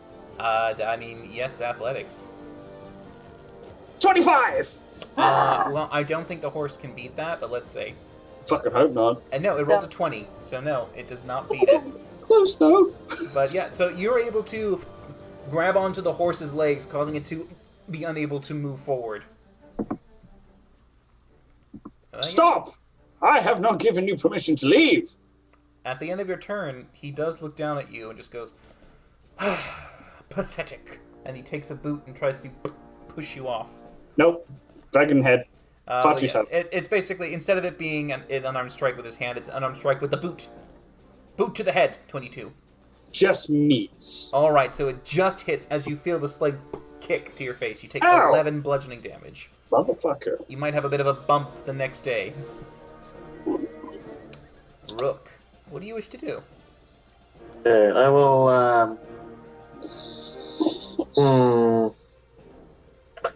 I use my bonus action to dash in order to give myself enough movement to get up to right there.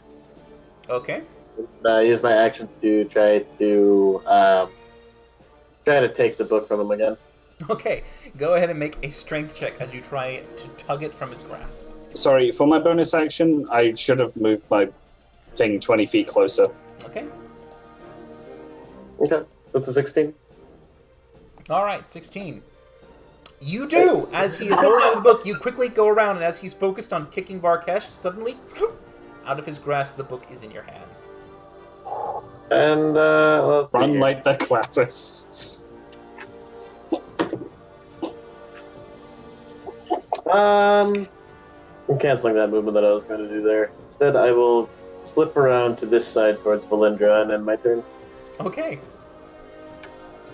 At the end of your turn, Rook, he's going to turn around and see you take it, and he's going to reach out to grab the book from you, and he's going to try to grab it again. Go ahead and make a strength check for me. Please fail. Please, for the love of God, fail. May I make a sleight of hand to try to pull it away from him? Make a sleight of hand check to see if you can use that to make it advantage to you. We'll say the DC is going to be 15. If you can do that, I'll give you advantage on your strength check. Okay, sounds good. Sadly, no. You try to twist it around, so you just make it normally. 16 again, though. You So barely 19. keep hold of it as he tries to grab it. You just have this little moment of like, look, and you pull it away as he slips from his grasp. Valindra, it's your turn. Oh my god. Yes. I am grabbing Rook. I am casting Dimension Door. Oh. And we are bamfing the fuck out. Okay, all right. Any direction in particular you would like to go? 500 feet that away. 500 feet in this direction. And before we leave, I'm just going to look at Barkesh and say, Barkesh, run. I'm And fine! I'm going to leave Okay. with All the right. book. You leave as you take Rook, and both of you just disappear out of sight. We'll just put you off to the side for the moment as you are gone. That's awesome. Oh my god. And I you have been see- waiting to do that. The vampire is looking really pissed right now as your sudden disappearance. It just kind of goes, ha! Seeing Ha you, ha! They fucked you! seeing you, Varkesh, for a moment, he just looks down at you and at the creature, unsure of where to go, and he just goes, "It's not over yet!" As he takes a quick kick off, and he moves off of the actual creature, since you are grappling it, Mm-hmm. and he just books it away. And you see him run into the distance, trying to cover himself in the fog. But the creature that is still there on you, Varkesh, you can try to get rid of it if you want to. I will attempt to pull his head off. Okay, well, I mean, you can make an attack. Do you wish to do it with your mace or your unarmed strike? What do you want to do? I will do it with my mace, and I will also have my spirit weapon come up and give it a good old reiki. All right, so you bring the spirit weapon up as well. So you have mace in tow, force hand in the other, and you start to smack it. Go ahead. To be honest, I don't see what this has to do with crystal healing. That does hit for the spirit weapon. It does 11 damage. Okay. And I will then obviously attack with my mace. And I think I can activate the fire ability, can't I? It's already passively in there. When you bring out your weapon, it begins to kind of glow a red-hot heat. As you bring it up and around, you just miss, sadly. The creature looks barely able to stand, but you're finding it's not dead yet. Dang it. Rook and Valindra, you both are kind of off the map at this point. So, for the moment, Varkesh, the creature is going to try and break free from you. So you can make an athletics check. I rolled a 19. I rolled a 23. All right, you are able to keep hold of it, so you can make your second round of attacks with the spirit weapon and or your mace. Okay. I will clunk it with... Oh, yes! Oh, yes. That is a clunk and a half. As you do, you bring it up and down with your full fury as you... And can I activate my natural fire ability? It's already there. So when you bring it down, there's fire arcing from the actual mace. When you grip it, you just imbue it with the energy as it smacks it, shatters the skull as flames and sparks scatter across the entire thing. It just collapses to a pile of nothing on the ground. I stand 1 foot on top of the horse like an old Victorian game hunter, and I go, I've killed pretty much everything here, and I've heard not a thank you. As you say that, you do see Lulu has already gotten back on the cart. She goes, quickly, Varkesh, darling, we don't want to linger. Come on, we need to find them. Okay. Come And on, I just quickly. run my big scaly ass to the on-fire carriage. The carriage has been padded out. You see that in the meantime. Oh, okay. Lulu has taken her own cloak and kind of just patted it away, just trying to stop it from burning the cart too badly. But you see her quickly run out and away. Just you all are just currently now trying to get back and find Valindra and Rook. Valindra, Rook, Varkesh, please, all make perception checks. Can you find each other? Oh, Lord. Ooh, I will cast just before this light on my mace. Okay. I'll give them advantage then to finding you, which gives Valindra the nat 20. There you go. Still got a dirty 20, but As you become a beacon, you're able to eventually find each other as you continue the cart back to the road. You look around, eventually you see Valindra and Rook, and you quickly hail them over to you as they get on board. And you all are basically back on the cart, but as you're on the cart, you can see in the distance a silhouette staring at you. Go, pony, go! we need to get that book in his bag now. Bag of holding, and I hold it open so like they can maybe like throw it in there. I don't know. Yep. I will run as fast as I can. I don't trust my aim. I'm going to run as fast as I can and shove it in his bag. Okay, yeah, so you get over there. You both get on the actual wagon. As you shove it in there, he is coming up towards you. You can Let's see get ready in him. action to take a shot at him as soon as he's in range. Alright, so yeah, you guys are all now basically at this point on the cart and running at this just like full hope to make it not get you. I will hold an action as well. I will hold Eldritch Blast until he gets in range.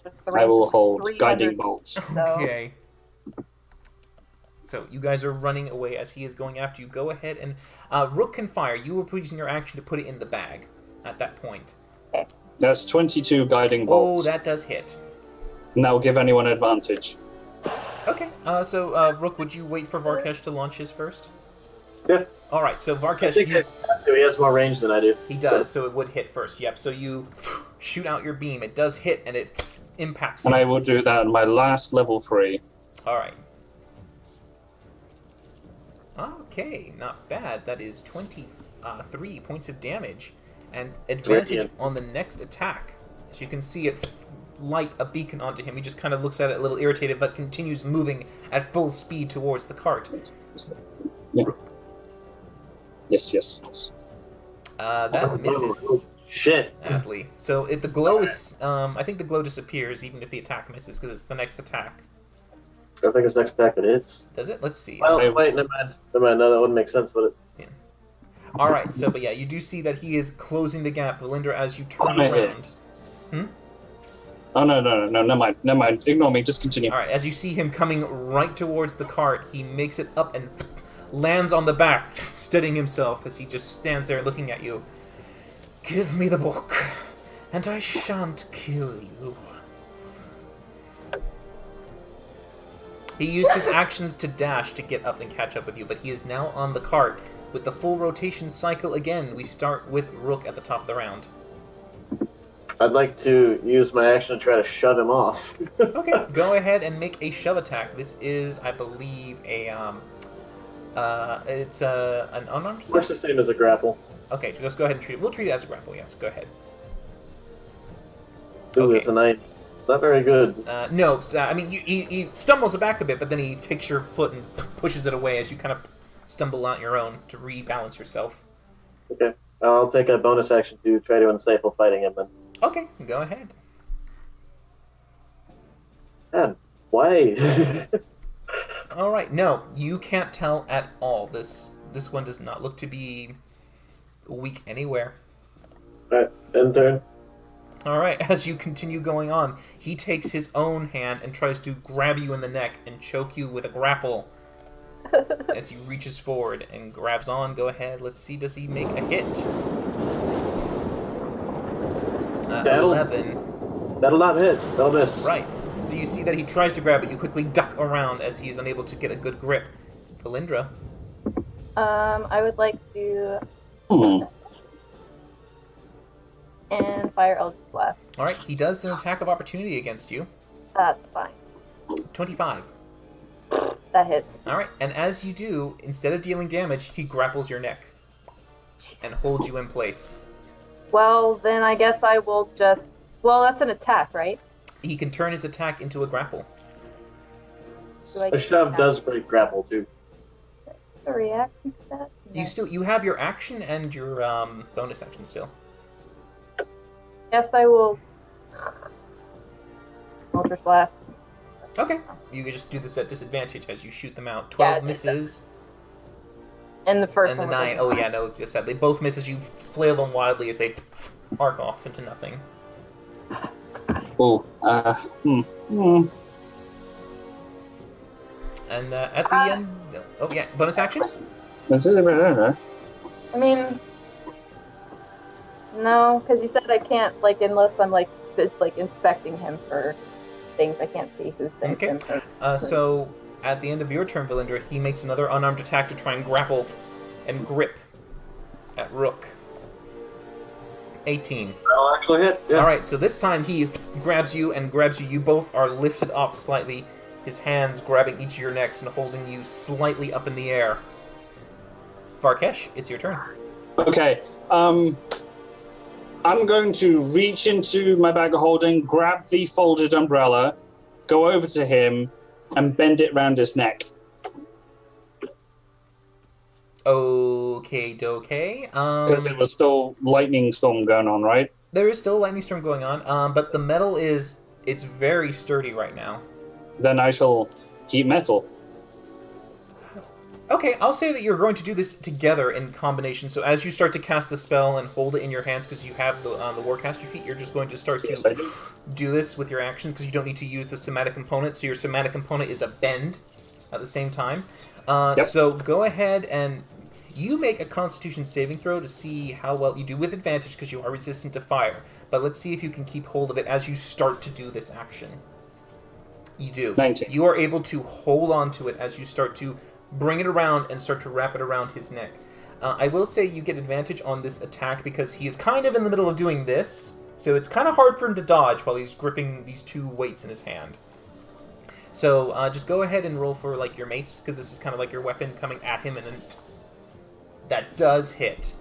So you are able to bring it around and start to bend it over as you can then concentrate on the heat metal as the umbrella now is kind of becoming this molten spiral around his neck. And you see it begin to burn into his flesh a little bit. He does only take half damage from it, but he is starting to burn a little from it. That's fine. I just want something metal around his neck for it to be a conduit. Mm-hmm. But yeah, that's your action? That is my action. Would that also include my bonus action as well? I would say it would. It would probably just all of this kind of extra activity to kind of really focus on making it work. Yeah. He has no reaction. I don't have a reaction. He doesn't have a reaction, is what I'm saying. Right. So would you and that's it. I mean, all right, you're going to stand there. Okay. Well, I can't do any healing because that's a bonus action required. All right. Okay. So you do see that at this moment he is kind of just trying his darndest to get this from you, and he takes his first action to try and throw Rook off the cart. Rook, make a dex saving throw for me as you try to like grab on at the last second as he throws you off the edge. Your DC will grab be. My tail. Let me see how strong he throws because that'll determine your Oh, yeah. He tries to throw you, but it's not so well. So you're able to just grab onto the edge of the cart, and you're kind of flailing a little bit, but you're holding on tight. As you can see the mud kicking up and spattering you in the face. You're just barely keeping it together as he takes Valindra with his other hand and throws her off the other side. This is another. So your DC will be 12 for this one, Valindra. Okay, can I willingly get thrown off the cart? If you wish. I would wish. All right, so you just don't grab anything. You just let yourself hit the ground and hit on the dirt as the cart continues to move away from you. Oh god, the cart's moving. Good. Okay. Fine. Okay. All right, so then we go to, I believe, because we just did, it's Valindra's turn, isn't it? Rook gets a turn, right? Can't remember now. Yeah. I think the order was the vampire goes before me. Vampire Varkesh. Okay, so yeah, that's right. It's Varkesh. Yeah, so Varkesh already went. Okay, you skipped the Valindra. That's fine. Sorry. Okay, no, okay. All right. So, top of the round, it is Rook who goes. Okay. All right, and at this point, the cart is moving at the top of the round too. So, Valindra, it is a good 30 feet away from you. Okay, that's fine. So where am I currently in regards to like position? You're currently right there on the edge as he tried to throw you one direction and Valindra off the other direction. Okay. I'm gonna try to like grab his leg and toss him off. Okay, go ahead and make a grapple attack as you try to grip on the ankle. Let's do athletics there. 11. All right. No, you try to, and you see that as you grip it, it just holds there, but his leg doesn't move at all. He just looks at you for a second. Exasperated at your attempt. Okay. Pull myself up to a more steady footing then. Okay, so you use half your movement to climb back up and get positioned right back on the cart. And then place myself right here, and use my bonus action to Insightful Fighting him again. Okay, go ahead and roll your check. Is that your last one? I think your Insightful Fighting has a limit to equal to your modifier or something? Or your level or whatever? Let me have a look.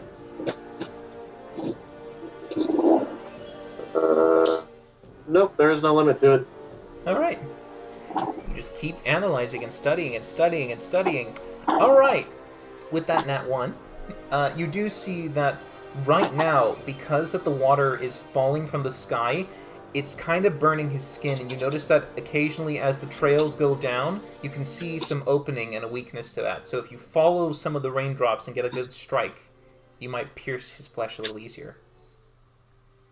Okay, and that's the end of my turn. Okay. So then, Valindra. We can't hear you. Oh, there you I was counting to myself, yeah. go. Okay. Up so that I'm still within range, like, not melee. Mm-hmm. And since he has the iron bar around his throat, if I cast Witch Bolt using my staff with my last spell, will I get advantage? Because you are going to be using that for a lightning. Make an Arcana check for me as you try to use the magic to imbue itself with the natural element of lightning to just attract itself to it. Yes. Yes, you are able to now attack with advantage with that as you focus it to go through the actual metal and that's attached to him to kind of like make him the conduit. Oh, that hits. Everyone needs a Forge Cleric. Just saying. That gets cast at 4th level too. Yeah, it does. It does. All right, go roll for damage. Ooh, all right. 16 damage. Oh, that's actually still pretty good. That is not bad. And yeah, you do see that it just courses through as the lightning bolt strikes and continues to just become a beam of this hot plasma that just kind of focuses around the neck and kind of lights it up even hotter.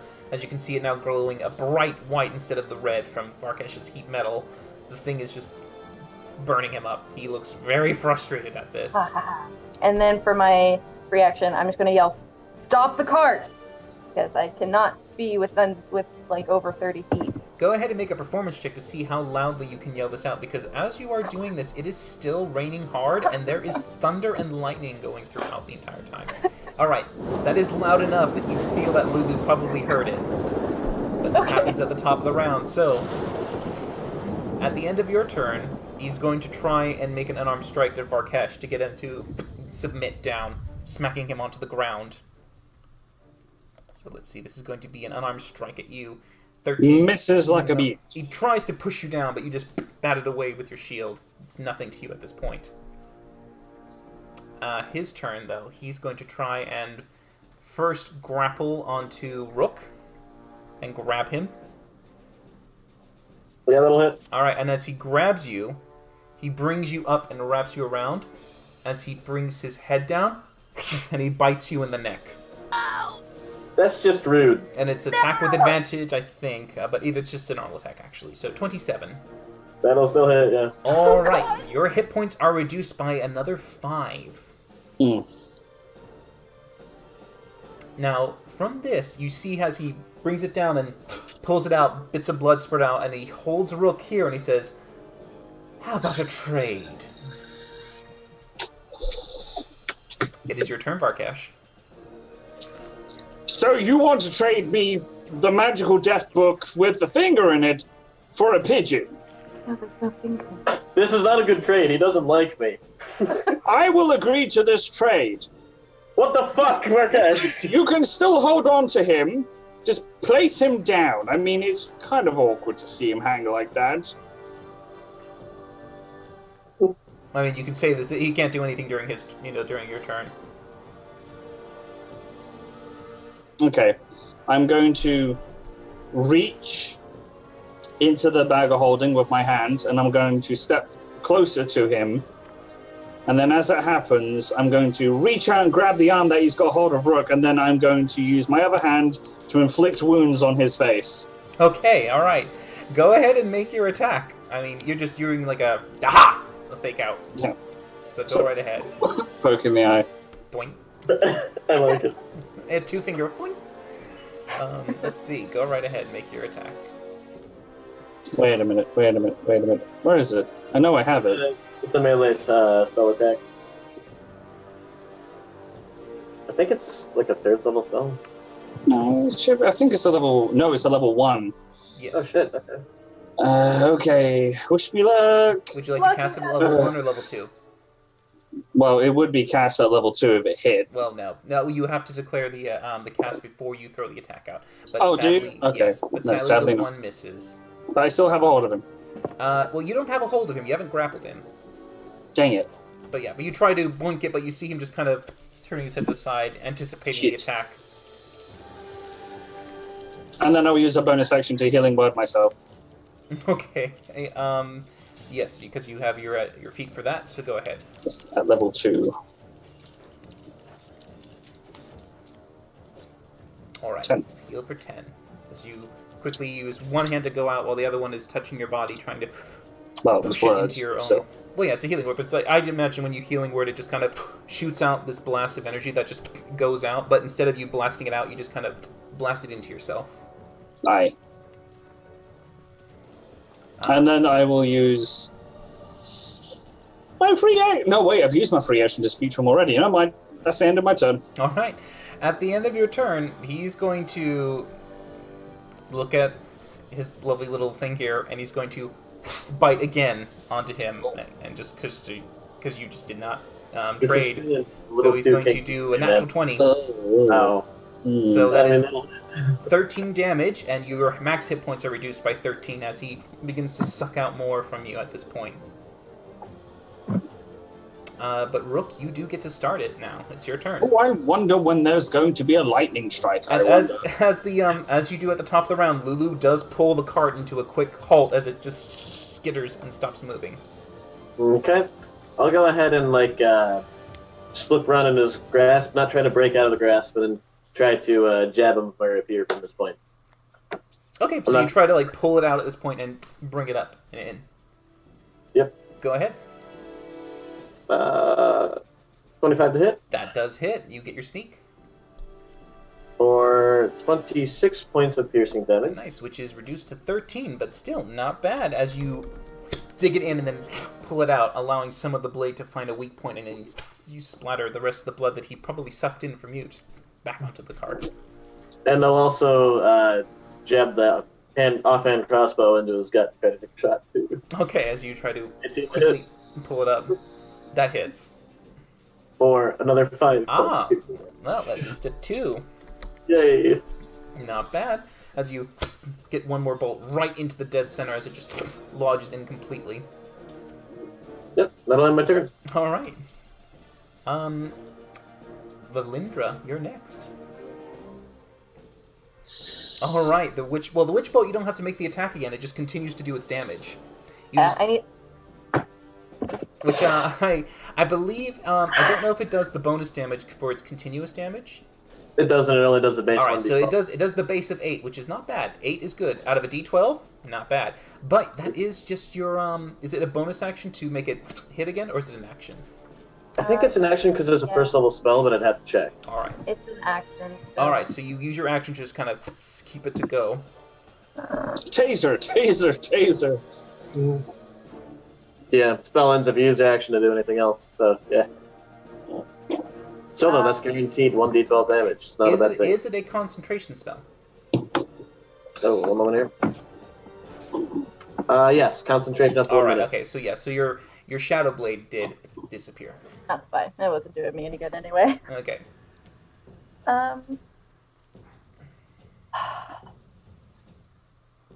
Okay. I'm going to try something crazy, I guess. Watch out, guys. She's gonna try.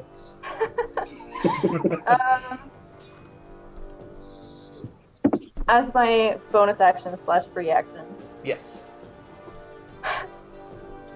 I will say again in the most threatening voice I can muster. The Quiet One will not approve of you meddling in his plans. Release him now. Okay. Go ahead and make an intimidation check with advantage. Quiet. Oh, 21. All right. As you say these words, he looks around at you, and he does see once more as you kind of bring this out, and you kind of have the echoing whisper of your patron behind you. You see him pause for a moment and stare at you. He's not sure now what to do. You see that he's kind of hesitating at the moment. Is that your turn? That's my turn. All right. On his turn. Ooh, shit. All right, I'm gonna see. He's gonna make a intelligence check. If he scores above a 10, he's going to ignore your warning.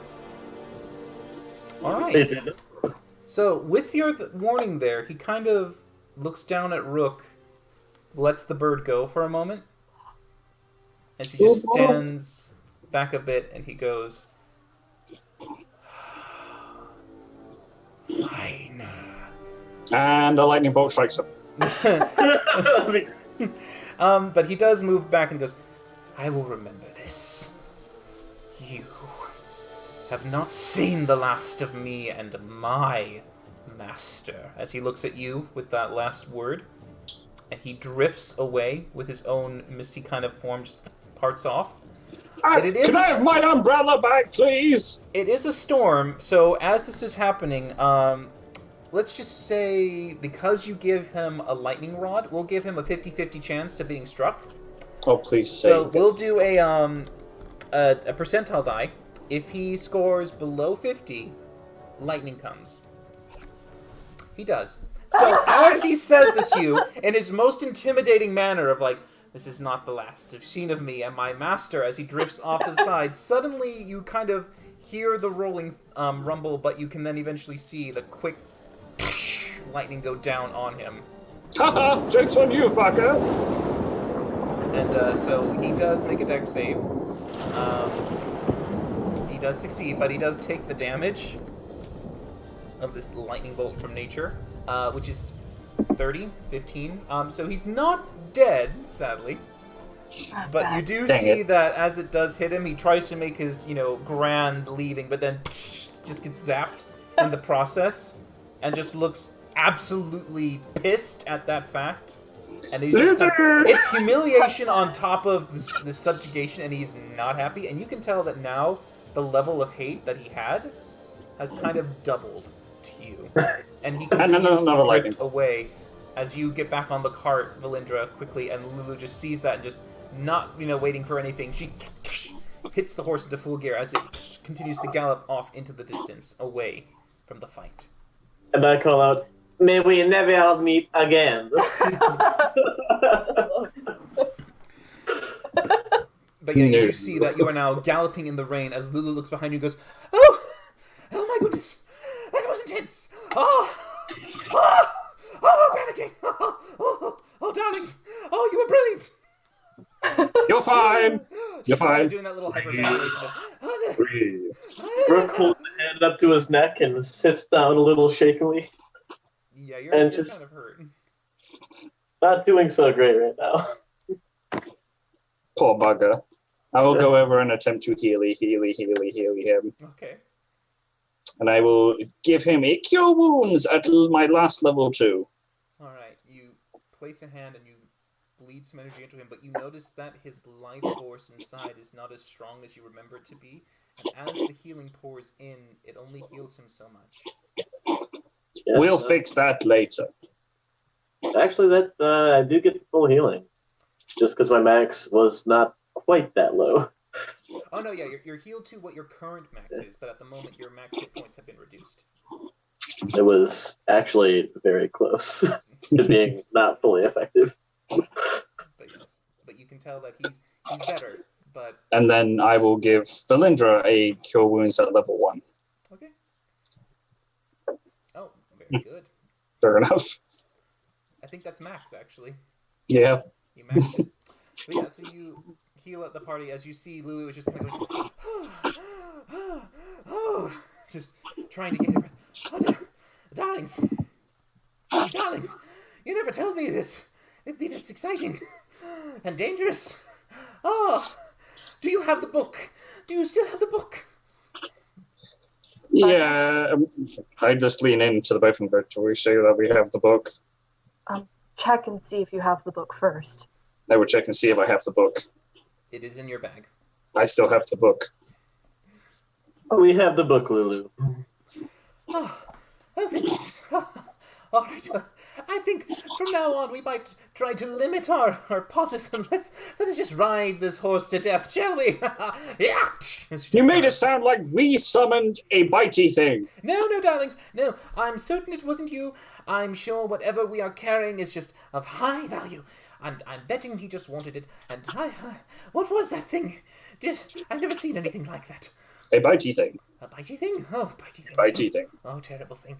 Would I know that was a vampire? Same question. You can make a history check to see if you can recall some of the stories and bits of history lessons that you might have been taught. Yes. 22. Rook and Varkesh. Valindra, as you're obviously conferring with them and just kind of questioning whether or not it's true, both of them seem to correct you on some of your facts and understanding about the creature. Yes, you do discern that this was probably a vampire, a creature that was created during the Age of Reckoning, at most when they usually come about when they were either nearby the actual necrotic energy that blasted through into the land, or sometimes they were created by some of the liches that were created from the Reckoning. Many of the liches that moved about and claimed their domains, they recruited / created many of their more devious undead servants, including vampires, ghouls, wights, all those nasty undead things. So you can recall well enough what a vampire is. That was a vampire, Lulu. It is best that we keep moving. Oh, I thought those were long gone. Well, shows me for thinking we're safe here in Florin. Well, off we go, I suppose. No more of that for today. At least, maybe perhaps you'll get struck again. Nice use of that, rod, Varkesh. I sacrificed an umbrella. I am rather upset, but thank you. That umbrella hurt. Never mind. But yes, you, I just shout back at the, off into the distance behind the cart. You owe me a fucking umbrella, you prick! Okay. I love it. But yes, you all continue down the road into this kind of still damp and early morning. You can tell that the cloud cover is blocking most of the sun, but it is still maybe around 10 in the morning as you are booking it, trying to get as much distance as you can away from Riverrun and towards Alniel, the elven capital city. And that's where we're ended for tonight, as you guys successfully evaded the vampire. Good Stress! job. I have several new stomach ulcers. That almost sucked a lot. Hey. Yes, but you, I will you secret flame the bird. But yeah, good job. Congratulations on not dying. Hooray! And also on keeping the book. I mean, that was the main item of interest, and it was a fun little tug of war. I know, right? Epic job, Kayla. I tried to take the book. I tried to. Kyle says, congratulations, you guys have earned a little bit of a bonus chipping. Well done. Oh, thanks, Kyle. But yes, I hope you guys enjoyed their little cart chase as they evaded the undead forces for now. As they're trying to make their way to Alniel, they still have at least a day of travel to go. It's going to be a bit of a tough ride to see if they can evade what might be awaiting for them on the way. But until next time, thank you guys again for joining us. I hope you enjoyed everything, and we will be here next week, same time, same place, 6:30 PST, PM time here. And I hope to see you all again soon. Other than that, take care, everyone. Good night. Bye. Have a good one. Bye.